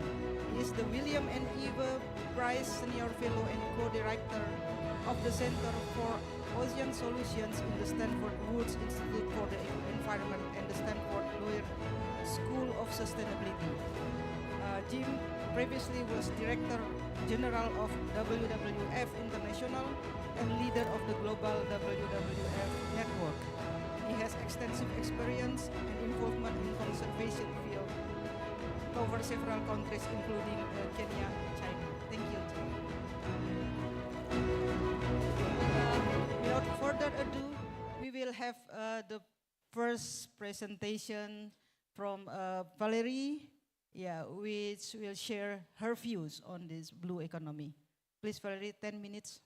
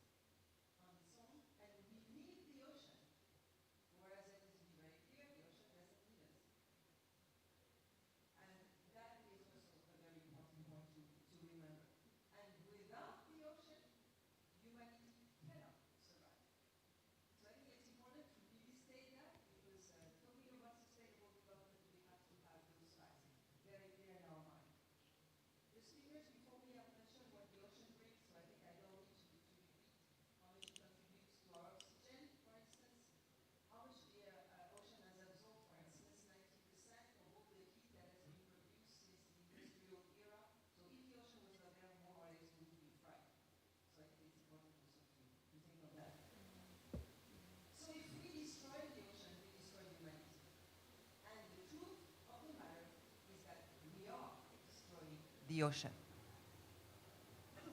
And we need to take measures immediately because already now it's seriously late. So that's why it's so important. So now it takes me to the SDG 14 in terms of sustainable development. And I think it's also what the SDG 14 encapsulates. Of course, it's the protection of the ocean, but it's also the very notion that we should take from it only what we absolutely need. And as a matter of fact, the way we have developed over the decades and the centuries, we took more than we needed. And for instance, this fishing technique, the bottom trawling, it's an aberration. It's an aberration because it destroys more than it brings. And it destroys not only the biodiversity, but it destroys as well the livelihood of the fishers and the communities. So ultimately, it only benefits a few companies that own these big boats that do the trawling, but it doesn't help neither humanity, the people, nor the biodiversity. So I must say, SDG 14 is in that sense very important because it obliges us to look at the reality that we need to protect the ocean. And we need to think about the future generation. A speaker this morning mentioned that, and I think it is important. So we have to realize that in our development, we are doing exactly the opposite. But SDG 14, and you know the beauty of the SDGs is that they are interlinked. You can't achieve one if you neglect the other ones. And do you know, now that we have discussed since this morning on the importance of the ocean, actually SDG 14 is among the least funded SDG. It's the most underfunded SDGs of all. It is estimated globally, I'm not talking here about ASEAN, but globally, that we need an average of $175 billion per year if we really want to implement the different goals and targets of the SDG 14. And do you know how much we have on average? 10 billion. So a little bit more than 5% of what we need. So therefore, we are really far away. And the problem is that government funding is not the only possibility, and it won't be enough. We need the international organization, and we need the private capital. But we need the private capital with a logic of preservation, not only a logic of gain at all cost. In Indonesia, we have this situation that is also now with a clear focus and the need to work with all the partners. So let me give you quickly 5 points which I think are important to remember, although some of them were already addressed briefly by the speakers this morning. First, the ocean, by its very nature, is transboundary. So it cannot be looked upon just from a country viewpoint. Because, of course, the ocean knows no boundary. And if you overfish in one country, you impact the other country. If you pollute in one country, you impact the other country. So that very logic means that ocean being transboundary, we need to have regional and global solutions. And that's why I very much welcome this approach of ASEAN, because if ASEAN, as a region, does it well, it can have such a huge impact on the ocean overall. The second point that I want to raise, and actually, no, just before I go to the second point, I also wanted to mention that it is so important to look beyond a country. That I also want to mention the latest treaty that has been approved by the countries worldwide, which is the Biodiversity Beyond National Jurisdiction, the new treaty on high seas. And it's really a very welcome development because it is the recognition that no single country can do it on its own, and that we need this global effort. We need to join forces. And we need to, therefore, develop further the international legal framework. We need to have more capacity building, education, and we also need to share experience because there are some countries that have done it better than others, and we need to share that and transfer also the marine technology, especially from developed country to developing countries. That is very important. The second point is that the Blue Agenda needs multilateralism.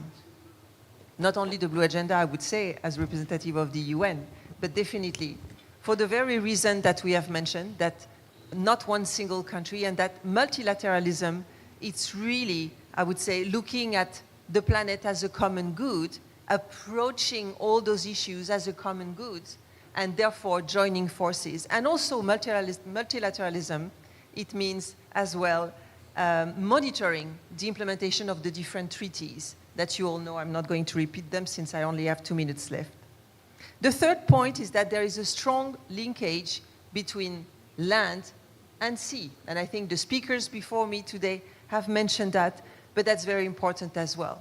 And the toxicity of our lands, I would say, with the plastic, with the chemicals that we throw in the river, this all ends up in the ocean. It not only kills the fish and the biodiversity, but it kills you.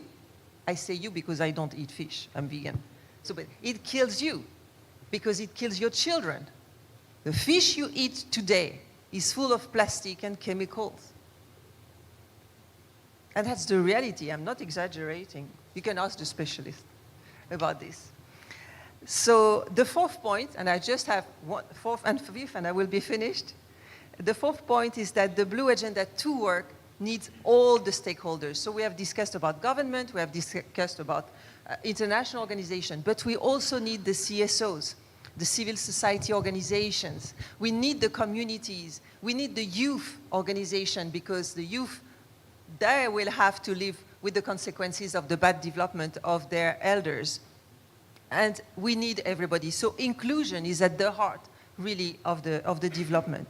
And finally, that will be my last point, is that good ocean policy is good development policy.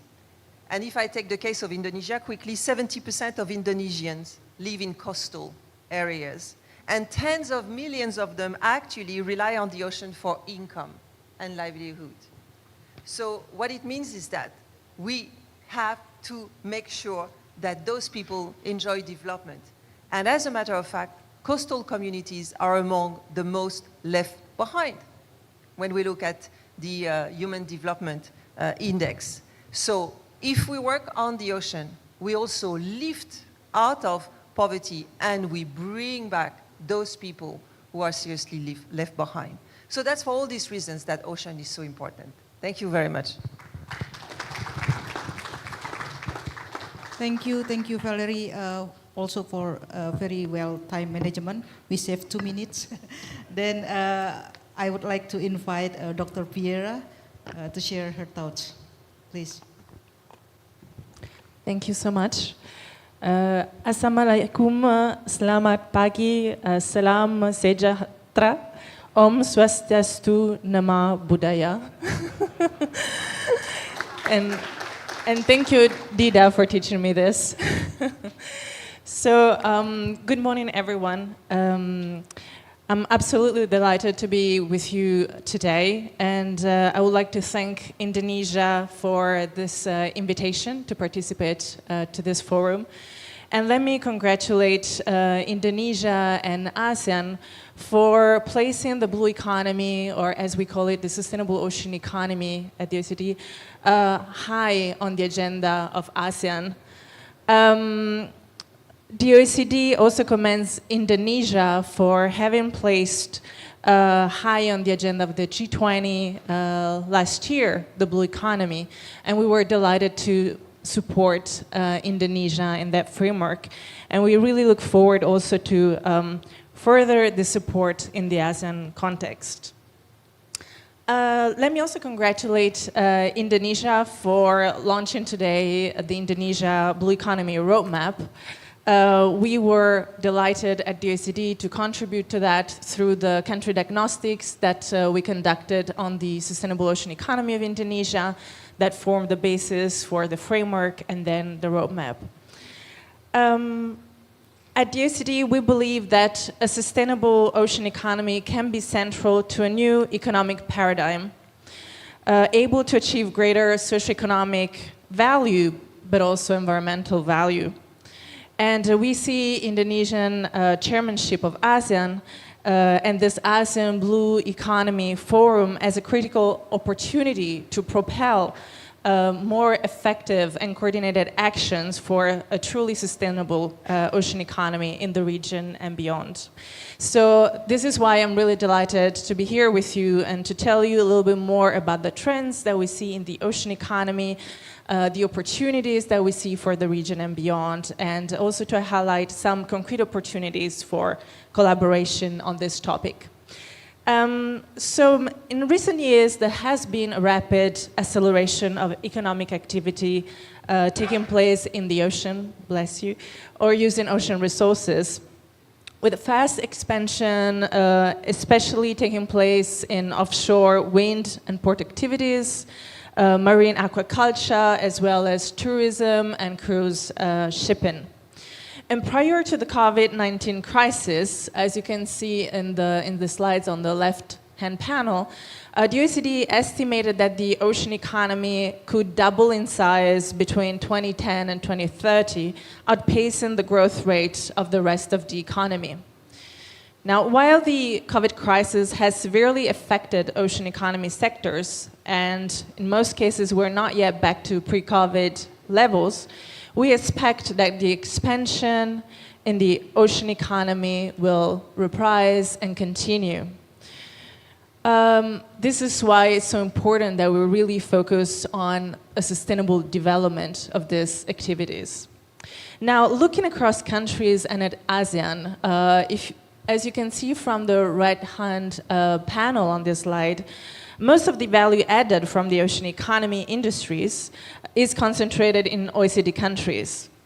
And yet, it is East Asia and the Pacific region that recorded the fastest rate of increase in the value added generated by ocean-relevant activities, from 157 billion US dollars in 2010 to 175 billion US dollars in 2015. However, we also need to note that this acceleration is very uneven in the region, as most of it was driven by the People's Republic of China. And more broadly, as we can see in the next slide, low and middle-income countries are still in a paradoxical situation when it comes to the ocean economy, because while they're strongly relying on ocean economy sectors such as tourism and fisheries for large shares of their GDP, as you can see on the right-hand panels, they still capture a negligible share of global value added from the ocean economy. Small island developing states and coastal least developed countries, for instance, account for 0% of offshore wind farming, the fastest growing sector of the ocean economy, and for 0.09% of aquaculture, which is the world's fastest growing food production. Developing countries are also paying increasing costs from growing impacts from climate change and pollution, and many countries today have pointed to this. Let me also highlight in the next slide, please, that some of the fastest expanding markets in the ocean economy are extremely concentrated. A recent study by Duke University and the Stockholm Resilience Center showed that approximately 60% of all revenues generated in ocean economy industries are retained by just 100 companies, almost all of which are headquartered in OECD countries. So how can ASEAN and other emerging and middle-income economies truly benefit from expanding ocean economy sectors? If we move to the next slide, please. At the OECD, we believe that in order to turn the potential of the ocean economy into concrete opportunities for countries in ASEAN and beyond, it is first of all necessary to localize these opportunities through more evidence on the actual prospects, challenges, and benefits that can be harnessed within each country and in specific sectors.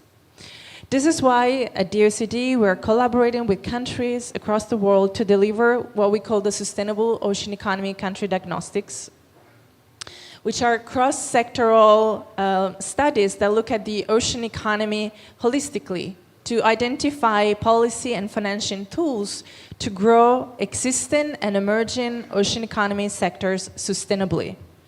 We were delighted to conduct such a study for Indonesia, and we look forward to collaborating with more countries in ASEAN to conduct similar studies. And we have also developed sector-specific studies. For instance, recently one on waste management and measures to tackle plastic pollution, which highly impacts ocean economy sectors, especially in the ASEAN region. If we move to the next slide, another critical aspect for achieving sustainable ocean economies, actually the previous slide, sorry. Yes. Another critical aspect for achieving a sustainable ocean economy is the mobilization of additional finance. And this requires the creation of markets and financial products able to value natural capital and fund their sustainable use and conservation. Reorienting finance away from harmful activities through the mainstreaming of green and blue sustainability criteria for investments. And the global development community has a critical role to play in directly funding sustainable investments, to de-risk and crowd in additional sources of funding, and to ensure that sustainability is integrated in traditional financial services and investments. This including helping developing countries seize the new investment opportunities from the blue economy through tailored support for scaling up new financial instruments, from new debt instruments such as blue bonds to carbon schemes to risk management tools and others.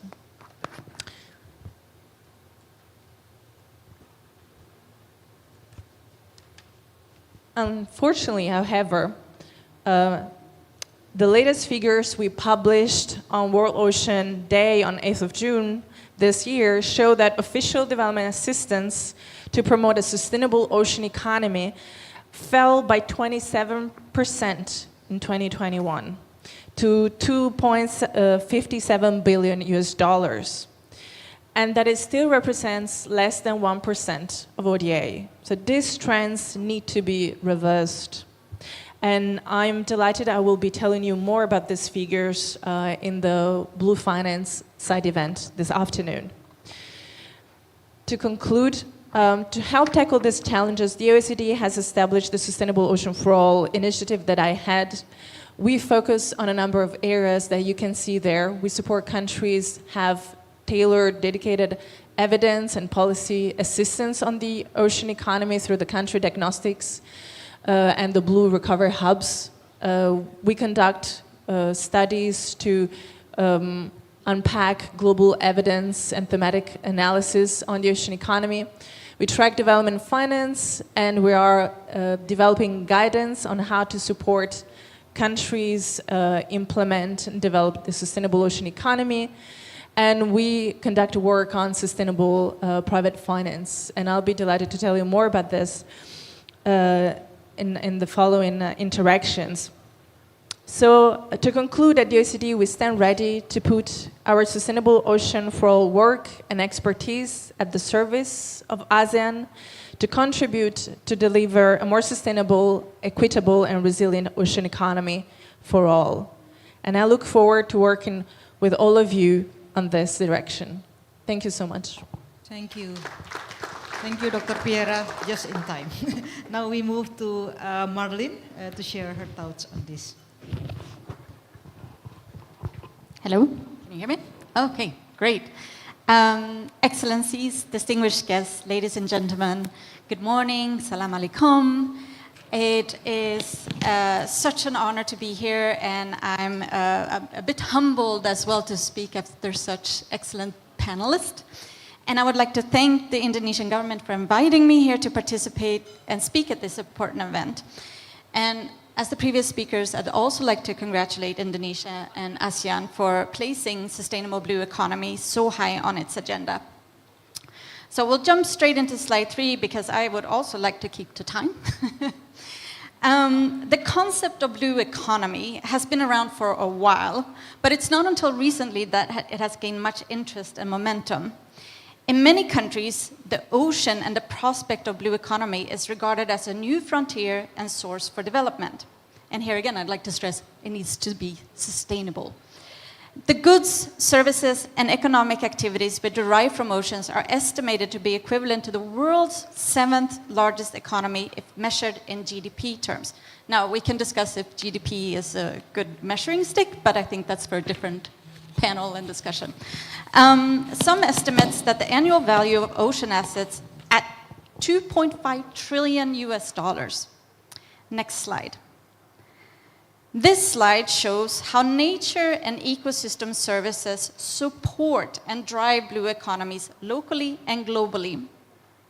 Healthy mangroves, for example, provide many services and benefits such as daily livelihoods, tourism income, coastal protection, essential fish nursery habits, water filtration, and importantly, nature-based climate regulation. Similar services can be provided by many other coastal ecosystems like seagrass and coral reefs. However, next slide. There is an increasingly realization that there are limits to our growth also in the ocean. In fact, we face a triple planetary crisis. If you see at the next slide, we face the crisis of climate change, the crisis of biodiversity and nature loss, and the crisis of pollution and waste.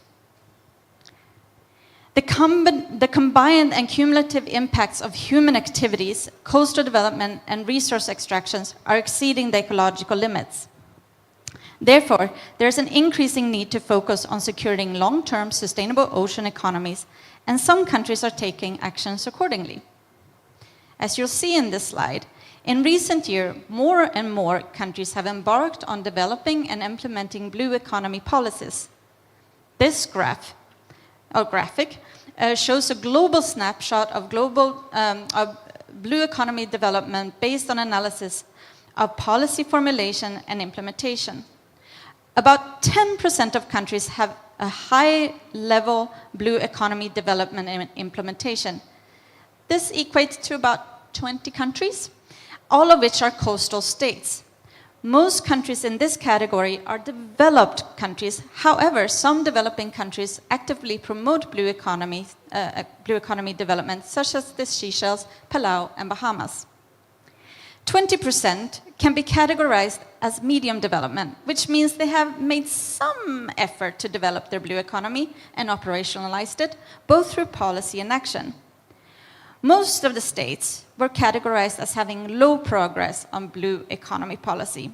From this snapshot, there is certainly opportunities to scale up efforts towards sustainable blue economies, including in the ASEAN region, for which the ASEAN Blue Economy Framework will play a key role in guiding future efforts of ASEAN member states in promoting sustainable blue economies in a coordinated manner. Next slide, please. Currently, there is no universal definition for blue economy. As the government official from Thailand said, there's a need to have a universal definition. But there is an increasing focus on the core ambition and elements that constitute a sustainable blue economy. The high-level panel on sustainable ocean economy, composed of 7 ocean countries represented by their head of state, has created a vision for a sustainable ocean economy where effective protection, sustainable production, and equitable prosperity go hand in hand to create a triple win for people, nature, and the economy. This includes ambitious oceans targets as highlighted in this slide. Next slide. I would like to draw your attention to the findings from the analysis conducted by the Ocean Panel. This analysis suggests that investing in the ocean can yield benefits that are 5 times greater than the initial investment. These benefits encompass a wide range of areas, including human health benefits, environmental benefits such as blue carbon. The ocean plays a crucial role in mitigating climate change through its ability to absorb and store carbon dioxide.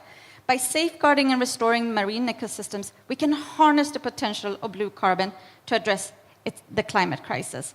And then the economic benefits. Investing in the ocean also presents significant economic opportunities through sustainable practices and strategic approaches. We can unlock potential of the blue economy, generating jobs, fostering innovation, and driving economic growth. It is important to note that this emerging thinking aligns with other ongoing processes that prioritize oceans' well-being and its integral role in sustainable development. Examples of these processes include the recent European Green Deal, which promotes a whole-of-government approach to nature, including a sustainable blue economy strategy, and the G20. The G20 is taking important strides towards the sustainable and resilient blue economy principles. These high-level principles, currently under development, will provide a framework for promoting sustainable practices and resiliences in the blue economy. Next slide. Previous speakers have, there's also a number of global processes. I mentioned some regional ones, but there's also at the global one, and previous speakers have talked about the UN High Seas Treaty, which I won't go into details, but we also have the new Global Biodiversity Framework, which was adopted in December by the parties to the Convention on Biological Diversity. The framework contains 23 action-oriented global targets that require urgent uptake by 2030, which are fundamental to our efforts to sustainable blue economies. For example, this includes a target to achieve 30% conservation of land and sea by 2030. Next slide. What you see here is the installation we had at the United Nations Environment Assembly last year. It's supposed to symbolize the call to close the tap on plastic pollution. And the good news is the world responded. United Nations member states adopted a resolution that kickstart the process towards an international instrument that will address plastic pollution, including in the marine environment. The process has started, and a draft text is expected to be ready in November, and we hope that a final agreement will be adopted next year. This agreement, we expect, will address the full life cycle of plastics, source to sea. It will also provide additional guidance in our efforts towards sustainable blue economies. Next slide. A sustainable blue economy is not about business as usual, where economic opportunities forsake all other consideration. At the heart of a sustainable blue economy is a well-managed, healthy ocean. And I see 5 musts. It must ensure ocean-based economic activities bring environmental and social benefit. It must recognize the dependency of society and marine ecosystems. It must value ocean resources in ocean management for future generations. It must ensure fair and equitable access to ocean wealth. And it must enable nature-based climate solutions. At my organization, the United Nations Environment Programme, we have developed a sustainable blue economy transition framework to help countries and stakeholders to deal with the complex blue economy transition process in a practical manner. As you'll see in the next slide, the framework organizes the process into 3 main phases: understanding the system and system links, enhancing the system, setting a strategic vision, and building integrated policy framework, and delivering change. Through the process, we need to set enabling actions such as leadership, stakeholder engagement, use of sound science, sustainable finance, and ocean governance arrangements. Next slide. Let me take a brief dive into financing a sustainable blue economy. United Nations Environment Programme Finance Initiative, also known as UNEP-FI and partners, have developed a platform to engage private financial institutions. This community of practices include 87 members, including banks, insurers, investors, representing US in 11 trillion total assets.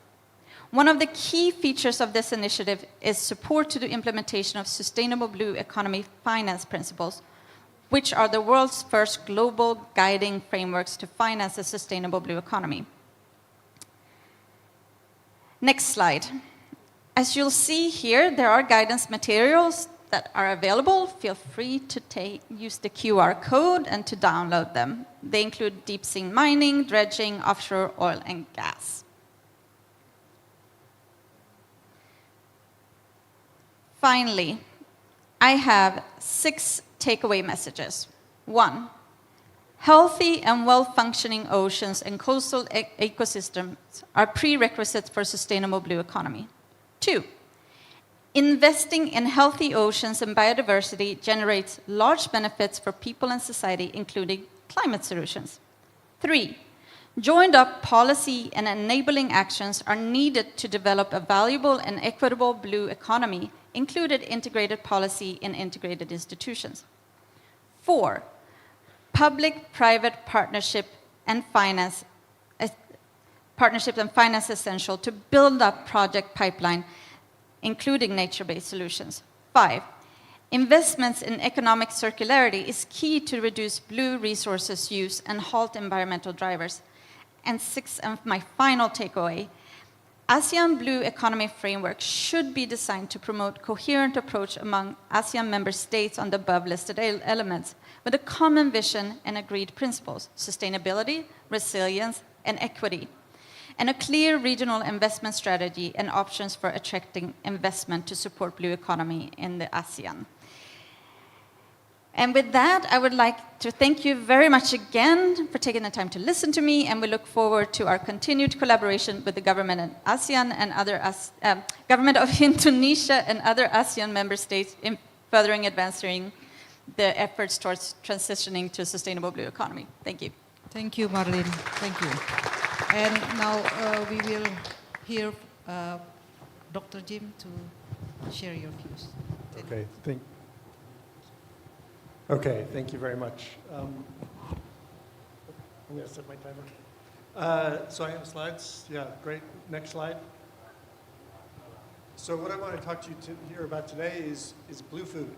There's already been a lot of talk about fisheries and aquaculture and the central importance of fisheries and aquaculture in this region and to a blue economy.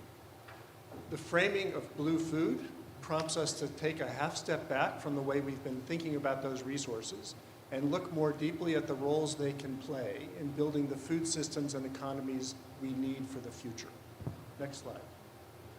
What I'm going to talk about here today is grounded in the Blue Food Assessment. This is the work of 100 scientists from 25 institutions around the world. It was led by Stanford, Stockholm Resilience Center. Next click. It is 8 papers published by Nature, and then all of that pulled together in a policy report, a report for decision makers, and a series of policy briefs. You can find it all on bluefood.earth at the bottom of the screen. Next slide. First crucial insight that comes out of this work, known but not highlighted before, is there are a lot of different kinds of blue food. There is one species of chicken raised around the world. We all eat it. There are 2,500 species of blue foods. And that diversity creates huge possibilities because those 2,500 species vary a lot in the nutrition they offer, in the footprint of their production, in the possibilities for livelihoods. Next slide, please. Across those 2,500 species, there is a lot of nutrition. So it's super important that we don't think about fish as protein. Fish is much more than protein because it is much richer in vital micronutrients than other animal-sourced foods. These are nutrients important to healthy child development, to healthy pregnancies, to healthy brain development, important to us in many ways. Next slide. So in the work of the Blue Food Assessment, we compiled a database of more than 3,000 different blue foods, and this is what it tells you. And you can find it on the website if you can't really see it here. You take 7 categories of blue foods are richer than any terrestrial meat, even than beef, which is the best of the terrestrial meats, across a whole array of important nutrients, from vitamin A and vitamin B12 to iron, zinc, and calcium. Next slide. So one study, for example, told us that in many coastal nations, the nutrient deficiencies their populations suffer could be solved by better use of the fish in their coastal waters. A single serving of a small pelagic fish can give you your daily requirement of omega-3s, of course, vitamin B12 and calcium. Let's take one more example next. Take a freshwater example. This little fish is called the mola. It's indigenous to Bangladesh. Fish farmers across the country raise silver carp for the market, and along with that silver carp, they raise this little fish. It accounts for 1/3 of all the zinc, 1/2 of all the iron, and almost all of the vitamin A in the Bangladeshi diet. Right? These are superfoods. Next slide. So the third point, right, is that there is an opportunity here to use blue foods to make a much more sustainable food system overall. Right? The studies we did for the Blue Food Assessment looked at the blue food production systems that account for about 75% of all blue food production, and found that overall they're basically comparable to chicken, which is the most efficient terrestrial meat in environmental terms. Next slide. They are really good on greenhouse gas emissions, right? Comparable to chicken. You see the yellow bar for capture fisheries and on the far right for aquaculture, but wildly better than beef or than sheep. Next slide. And here, crucially also, while there's been a lot of work done to reduce emissions from livestock, with still not that much effect, there is huge potential to further reduce the emissions from blue foods. So that can be restoring healthy stocks of fisheries, which is better for the ecosystem, but also reduces emissions because fishers spend less time on the water catching their fish. You can reduce the amount of fish used in aquaculture, improve the conversion ratio in aquaculture, which reduces the footprint of feed production. You can, of course, use inputs that are produced without deforestation. So there's a lot you can do to improve current practice in existing systems to make further gains in sustainability in blue foods. But secondly, remember the diversity. There is a huge opportunity to shift to foods, species that are intrinsically lower in footprint. And so there's a lot of potential here to use blue foods in diverse ways to lower the footprint of the system overall. Next slide. Now on the production side, when we think about production of blue food, we tend to think in terms of industrial production. Tuna fisheries, large-scale aquaculture. Next slide. In fact, most of the food we eat, most of the blue food we eat is produced by small-scale actors. And they also account for most of the jobs in the sector. So shifting, we still have to deal with the large-scale fisheries and the large-scale aquaculture, right? Those are important, and there are lots of challenges there to be grappled with. But we need to pay more attention to the hidden harvest that is most of the system, and that is providing vital nutrition and food security to communities and countries all over the world. Next slide. So these are in fact a direct response to the comment earlier about the SDGs, right? SDG 14 is woefully underattended. In fact, delivering on SDG 14, and more importantly, developing the potential of sustainable blue foods can serve many of the SDGs. The SDGs on poverty and hunger and health, on gender equality, on climate, on land use, on water use, as well as, of course, on oceans. Because blue foods offer much better nutrition than many alternatives, because they offer, in fact, pathways to net zero in food systems, and because they play a vital role in livelihoods in many contexts. Next slide. And don't forget the diversity. 2,500 is a lot. And anyone who's worried about resilience in any context knows that diversity is your friend, right? Whether it's a stock portfolio or it's a food system. So that 2,500 species represents a lot of opportunity to develop systems that are resilient to the stresses that are coming upon us, and develop systems that are resilient to growing needs and changing appetites. And at the same time, that diversity offers something we don't see often in our business. There are trade-offs, of course, but there are many win-wins in this context. One I've already mentioned: if you manage fisheries better, you also reduce carbon emissions. A second is if you increase gender equality, if you empower women, you get better rights and treatment of women, but you also get better food security and nutrition in households.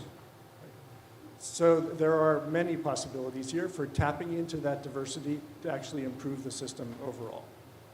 And now, just the last piece. Next slide. Many of you know about the Coral Triangle Initiative. In my former life as the head of WWF, I was very active in this process. It was 4 ASEAN members and 2 of their neighbors coming together to produce the richest marine area on Earth. Next slide. And they were very clear about what they were doing. This was a conservation agenda. It was also very much a development agenda, recognizing that the health of those ocean ecosystems were vital to the future of the peoples of these countries. And for me, also a very important lesson. Next slide. So I spent a fair amount of time in meetings with President Yudhoyono, President Arroyo, and others as they developed this agreement. And what struck me the most is what they saw very clearly was that here were resources vital to the future of their countries that they could not adequately protect on their own, right? That collaboration was actually essential to sustaining those resources and sustaining their people into the future. Next slide. In many ways, the Coral Triangle Initiative was a blue food initiative. I know I see many things that way, but it was. It was taking care of ocean resources that are important in themselves, but vitally important to sustaining food systems and livelihoods across this region. And just as collaboration was important there, now as we head into an era of climate change, which is going to wreak havoc on food systems of all kinds, right? And which is going to cause, for example, fish stocks to shift and other disruptions in blue food systems, collaboration has never been more important. And blue food is sensibly at the heart of that. Thanks. Thank you, Dr. Jim. Yes, if I may ask one short response from all of you, yeah, about one thing, yeah. As I mentioned that ASEAN Blue Economy Framework emphasize on the value creations, inclusivity and sustainability based on your experience and observation. What is the critical point of, for ASEAN leaders to take for the next steps after this, developing this ABEF? I could go from perhaps Piera.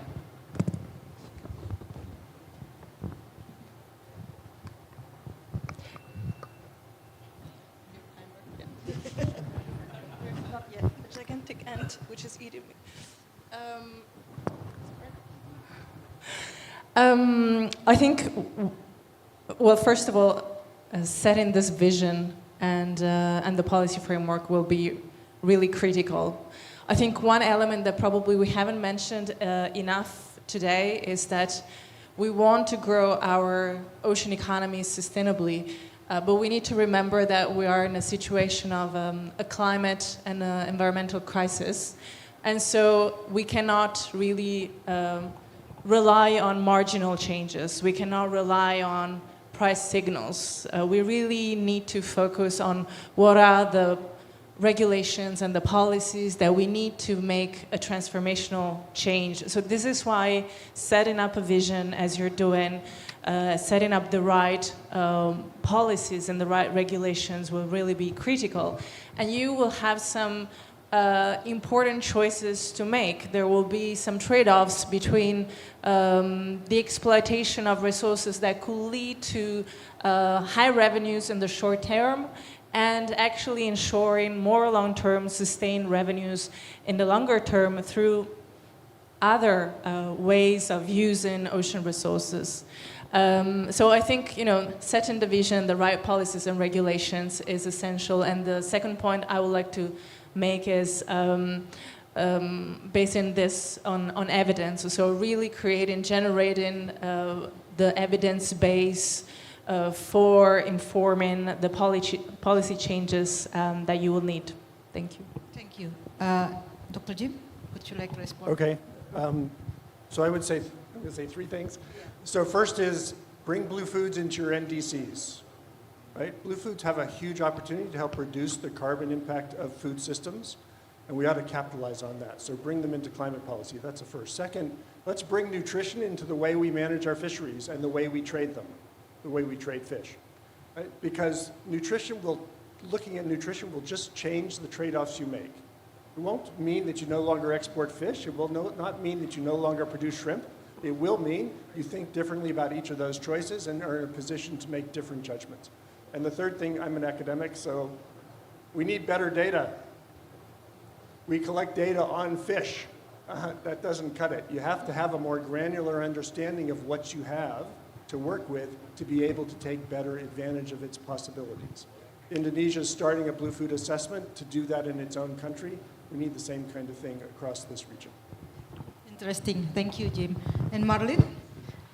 I'm glad Jim mentioned data because that was one of my points. Develop and monitoring a data analysis system for science-based decision making. It needs to be a whole of government approach across several sectors. It shouldn't just be one it shouldn't just be one ministry, and it shouldn't just be one sector. It involves civil society, it involves private sector, and so on. Sustainability, sustainability, sustainability. Can't stress it enough.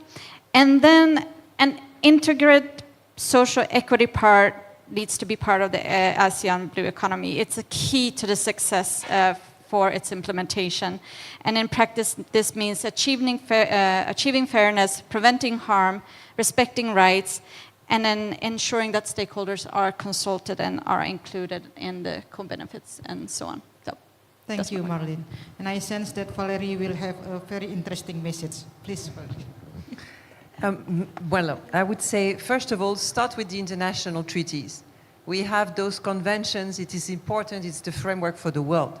So even at ASEAN level, this is your framework. Then at the ASEAN level, you must develop your own as well for some specific aspects. So within this international framework, also look deeper into your own framework. Thirdly, I would say education. It's so important also, the element of education. But not only educate children, not only educate people who didn't have the opportunity to be educated. Let's educate the leaders as well.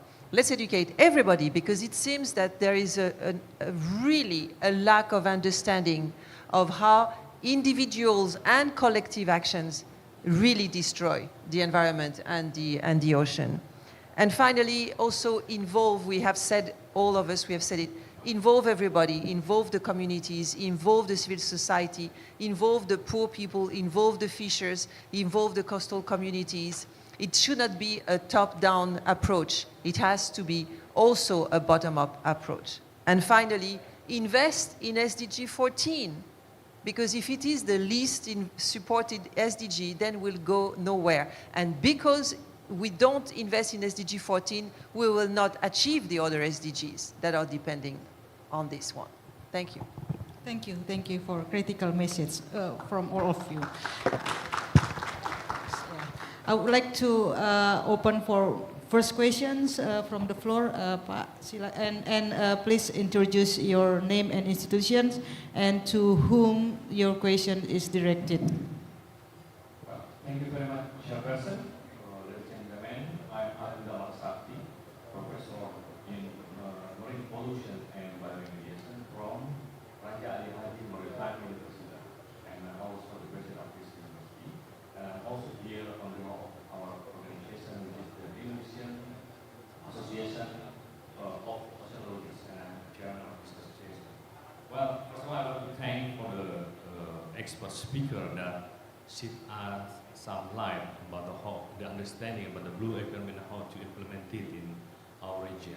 And I have one question that I don't know. What do you think? Do you think it is important for us to create what we call the marine spatial planning in the region? In order to mitigate the potential dispute, or maybe in order to enhance the cooperation or the competition among us. Because in the region we have the economic exclusive zone, we have also the continental shelf zone, and also the international area. So do you think it is important for us to create this marine spatial planning in regard to the blue economy implementation? Thank you very much. Thank you, Pak. I would like to, Pak Jim would like to answer. So the ocean panel, which was referred to earlier, the high-level panel for a sustainable ocean economy, put this at the center of its recommendations. Management of 100% of your ocean territory. President Jokowi is a member of that panel. And so at a national level, super important, right? That you look at the entire ocean estate that is within your EEZ and look at how it's going to be managed, and then protect 30% within that 100. Personally, I think doing that at a regional level could also be quite an interesting platform for collaboration because it helps you illuminate sort of how each country is thinking about use of its resources and where the synergies and conflicts or issues might arise. So the Pacific Islands are looking at doing that for all of the Blue Pacific continent. I think it would be very interesting here. Thank you, Jim. Unfortunately, we are running out of time. With that, I will not summarize because it's too many interesting and important messages from four of you. Thank you very much, and please give a big applause for speakers. I'd like to wrap up this panel sessions and give back the stage to the MCs. Yeah, please, Shakila. Thank you very much, Ms. Fauzia Zan. Please stay on the stage, ladies and gentlemen, because we have appreciation. Now it's time for us to extend our great appreciation to our speaker and moderator. We would like to kindly request all our speakers and moderator, okay? And also we would like to invite to come up to the stage our moderator for the ASEAN Ministerial Panel discussion, Professor Luki, to receive the appreciation. To present our appreciation, we would like to invite Ibu Amalia Adininggar Widyasanti. Please kindly come up to the stage.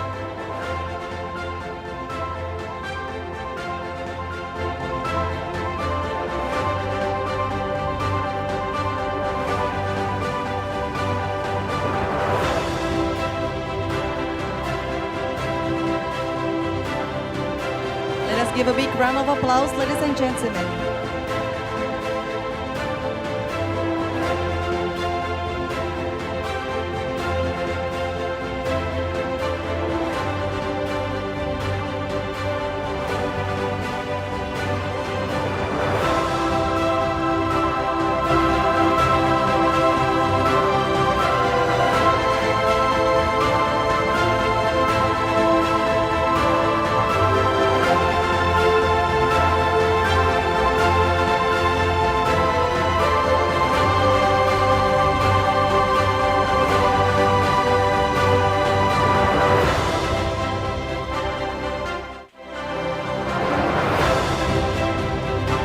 We would like to kindly request all of the speakers and moderators and Amalia, before we take a photo together, we're gonna give the token of appreciation to our first and second moderator for discussion today's event.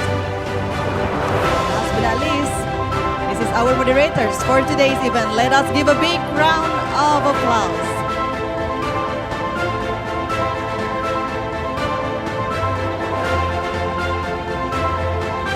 And now we would like to kindly request to all the speakers, moderator and Ibu Amalia to take a photo together in the stage. All right.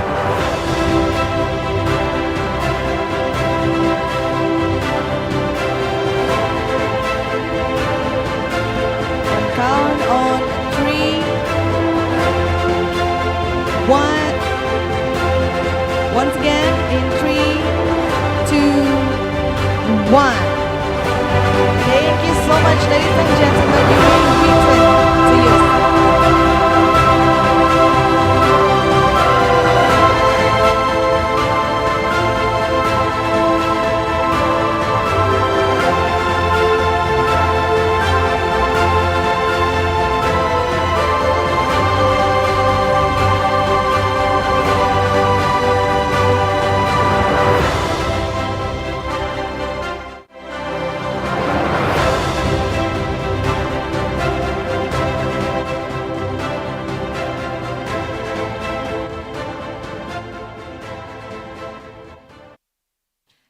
Ladies and gentlemen, the next agenda will be the concluding remarks for this important meeting from Deputy Minister for Economic Affairs, Ministry of National Development Planning of the Republic of Indonesia.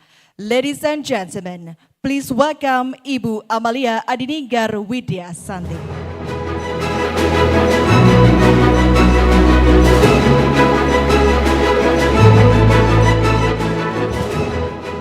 A very good afternoon to all of you.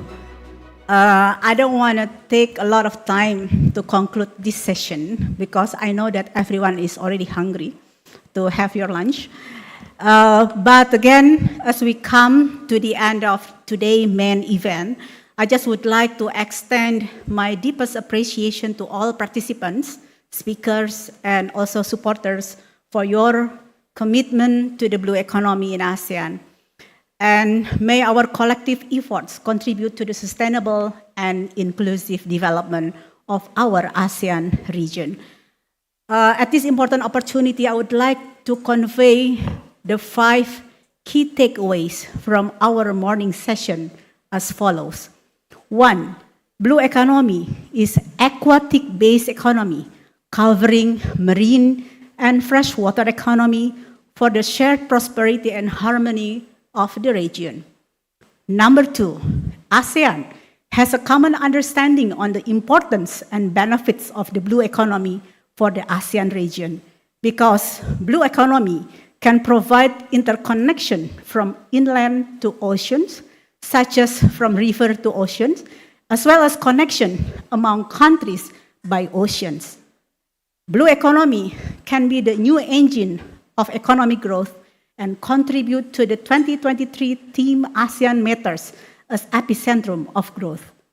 Blue economy can create inclusive, sustainable, innovative, and resilient economic development, and blue economy also will contribute to create marine conservation and healthy oceans.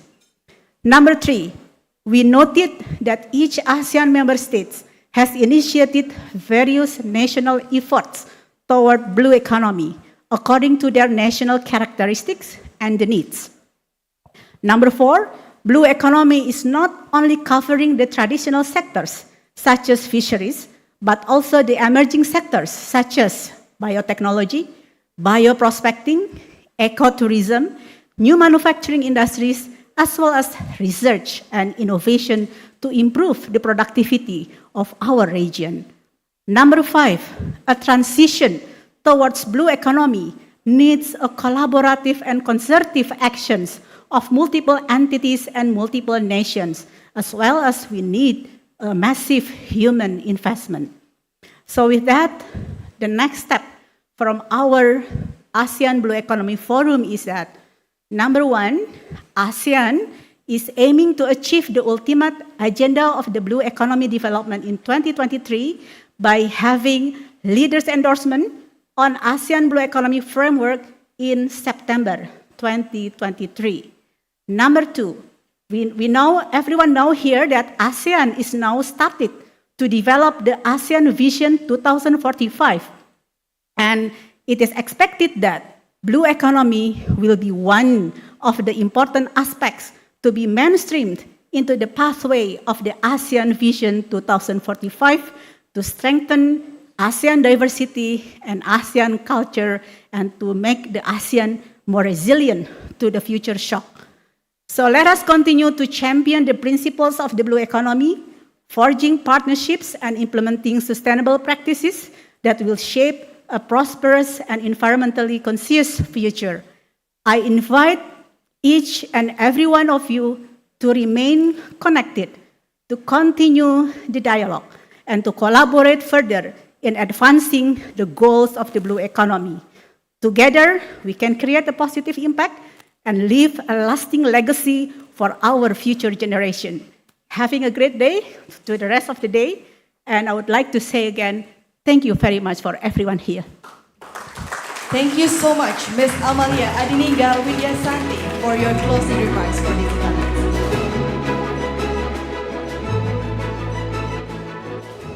Distinguished guests, ladies and gentlemen, now we come to the end of the morning session agenda, and we will have lunch break for 1 hour. And after that, kindly please return to the meeting room for the afternoon session. Participants are expected to visit the Dewi in UNESCO Global Geopark stand, which contain tourism related to the blue economy, and UNESCO Global Geopark located around the island restaurant until 9 p.m. Ladies and gentlemen, it has been a wonderful day. I am Sakila Cahya Mentari Isgani. Thank you and see you on the next event.